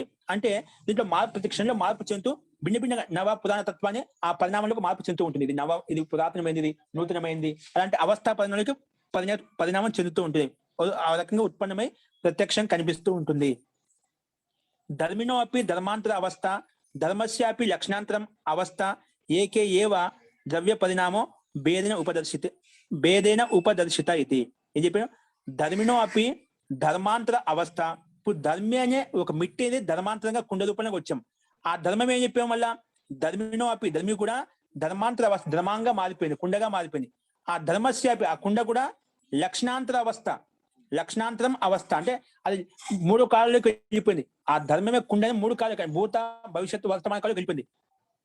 ధర్మస్యాపి లక్షణాంతరం అవస్థ అంటే లక్షణాంతరంలోకి 3 కాలంలోకి వెళ్ళిపోయింది, లక్షణాంతరంలోకి వెళ్ళిపోయింది. లక్షణాంతర అవస్థ ఏకే ఏవ, ఈ ఒక్క పదార్థమే ఏకే ఏవ ద్రవ్య పరిణామో భేదైన ఉపదర్శిత. ద్రవ్యం ఒకటే కానీ దీనికి ధర్మ పరిణామము, లక్షణ పరిణామం, అవస్థ పరిణామం చెప్పి భిన్న రూపాలుగా ఒకే తత్వాన్ని ప్రదర్శిస్తున్నాము, చూపిస్తున్నాము. ఒకే తత్వము, శరీరం ఒకటే, అది బాల్యావస్థ అంటున్నాము, యవనావస్థ అంటున్నాము, ప్రౌఢావస్థ అంటున్నాము, వృద్ధావస్థ, శరీరం ఒకటే, దాంట్లో మార్పులు చెందుతూ ఉన్నాయి. అదేవిధంగా ఇక్కడ మిట్టి ధర్మం ఒకటే, సువర్ణ ధర్మం ఒకటే, కుండ రూపంలో ఉంది. ఆ కుండ రూపంలో వచ్చిన తర్వాత దాని భూత భవిష్యత్ కాల వ్యవస్థ, అతీత అవస్థ అనేది మనకు కనిపిస్తుంది అంట. 3 కాలాల్లో ఉంటుంది. దాంట్లో మార్పులు వస్తుంటాయి. ఏవి, ధర్మ లక్షణ అవస్థ పరిణామాలు మార్పులు వస్తూ ఉంటాయి. ప్రతి క్షణం అది మార్పు చెందుతూ ఉంది, ప్రతి క్షణం మార్పు చెందుతుంది. అదే విషయం చెప్పేది ఇక్కడ. ధర్మినో ధర్మాంతర అవస్థ ధర్మస్యాపి లక్షణాంతర అవస్థ ఏకే ఏవ ద్రవ్యం, ఒకే ద్రవ్యమే పరిణామం భేదన ఉపదర్శిత. ఒకే ద్రవ్యాన్ని, ఒకే మిట్టి ద్రవ్యాన్ని భిన్న పరిణామాలుగా ప్రదర్శిస్తున్నాము. భేదన ఉపదర్శిత, భిన్న భేదాలుగా ప్రదర్శిస్తున్నాము. భేద ఉపదర్శిత అయితే ఏవం, ఈ రకంగా పదార్థాంతరేషు అపి యోజ్యం. ఈ రకంగా వేరే పదార్థాలు కూడా మనం అర్థం చేసుకోవాలి. భిన్న అంటే ఇంద్రియాల్లో కూడా పంచభూత అన్ని రకాలుగా ఇదే విధంగా ధర్మ లక్షణ అవస్థ పైన మార్పు చెందుతుంది. ఏదైనా వస్తువు గుర్తుపెట్టుకుని సంసారంలో ఏ పదార్థం అనేది తీసుకోండి, ఖచ్చితంగా దాంట్లో ధర్మ లక్షణ అవస్థ పరిణామం ఖచ్చితంగా మార్పు జరుగుతుంది, ప్రతి క్షణం మార్పు చెందుతూ ఉంది. అట్లా భిన్న పదార్థాలు ఇదే విధంగా మనం అర్థం చేసుకోవాలి. ఏతే ధర్మ లక్షణ అవస్థ పరిణామ ధర్మి స్వరూపం అనతిక్రాంత ఇది ఏక ఏవ పరిణామ. ఇది ఏతే ధర్మ లక్షణ అవస్థ, ఈ ధర్మ లక్షణ అవస్థ పరిణామం అనేటివి ధర్మి స్వరూపం అనతిక్రమే ఈ లక్షణావస్థలు ధర్మ పరిణామ లక్షణావస్థ పరిణామం వీటిని ధర్మిని ఉల్లంఘించామట. ధర్మి ఎల్లప్పుడూ ఉంటున్నామట, దాన్ని నష్టం చేయవు. ధర్మి స్వరూపం అనతిక్రమం, ధర్మి యొక్క స్వరూపం అంటే మిట్టి స్వరూపం సువర్ణ స్వరూపం వెళ్తూ ఉందో అంటే ఈ మూర్త రూపంలో ఉన్న రూపాలు కూడా వీటిని ఉల్లంఘించామట. ధర్మి స్వరూపం అనతిక్రాంత ఇది ఏక ఏవ పరిణామ, ఇది ఒకటే పరిణామంగా మార్పు చెందుతూ ఉంటుంది. కాబట్టి సర్వాన్ అమోన్ విశేషణ్ అభిప్లవతి, అందుకే ఇటువంటి భిన్న భిన్న విశేషాలతో యుక్తమై ఉంటుంది, ప్రాప్తమై ఉంటుంది. అంటే సమస్త విశేషణాలతో ప్రాప్తమై ఉంటుంది. అంటే ఒకే ద్రవ్యము ఒకే ధర్మి అనేది అంటే మిటితత్వం కావచ్చు సువర్ణతత్వం కావచ్చు, అదే భిన్న భిన్న రూపాలుగా అభిప్లవంతో ప్రాప్తం అవుతూ ఉంటుంది. అంటే భిన్న భిన్న విశ్లేషణాలతో యుక్తమై ఉంటుంది. ఒకసారి కుండ రూపంలో ఒకసారి మూర్త రూపంలో వస్తుంది, ఇంకా భిన్న రూపంలో అలాగా అభిప్లవం అవుతుంది, ప్రాప్తం అవుతూ ఉంటుంది. కాబట్టి అథ కో అయం పరిణామ, అలా ఏంటి ఈ పరిణామం, దీని తర్వాత పరిణామం ఏ రకంగా ఉంటుంది. లాస్ట్ లో ఒక మాట చెప్పాడు, ఇదంతా సారాంశాన్ని కూడా ఒక మాట ఏం చెప్పాడు.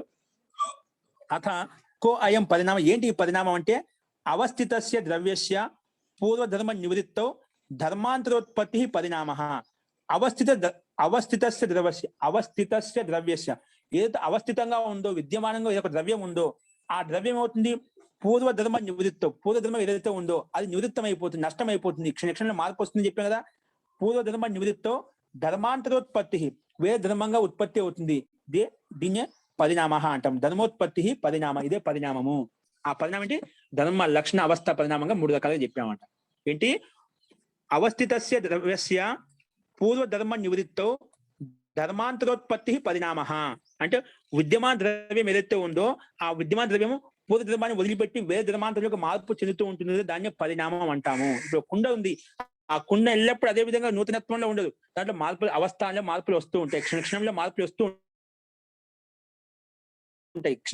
వస్తువు ఉత్పత్తి అయినప్పటి నుంచి మొదలుకొని ప్రతి క్షణం మార్పు వస్తూ ఉంటుంది, దాంట్లో అవస్థలో మార్పు వస్తూ ఉంటుంది, దాన్ని పరిణామం అంటామని చెప్పి ఇక్కడ లాస్ట్ ఈ రకంగా చెప్పారు. కాబట్టి కోయం పరిణామ, ఈ పరిణామం ఏంటంటే అవస్థితస్య ద్రవ్యస్య, అవస్థితమైన విద్యమాన ద్రవ్యానికి పూర్వధర్మ నివృత్తి, పూర్వధర్మాన్ని వదిలేసి ధర్మాంతరోత్పత్తి పరిణామ, వేరే ధర్మం ఏదైతే ఉత్పత్తి వస్తుంది దాన్ని పరిణామం అంటామని చెప్పి ఈ రకంగా ధర్మ లక్షణ అవస్థ పరిణామాన్ని మనం చూసాము. సమాధి పరిణామం, ఏకాగ్రత పరిణామం ఆధారం చేసుకొని పంచభూతాల్లో ఇంద్రియాల్లో కూడా ఇదే విధంగా మనం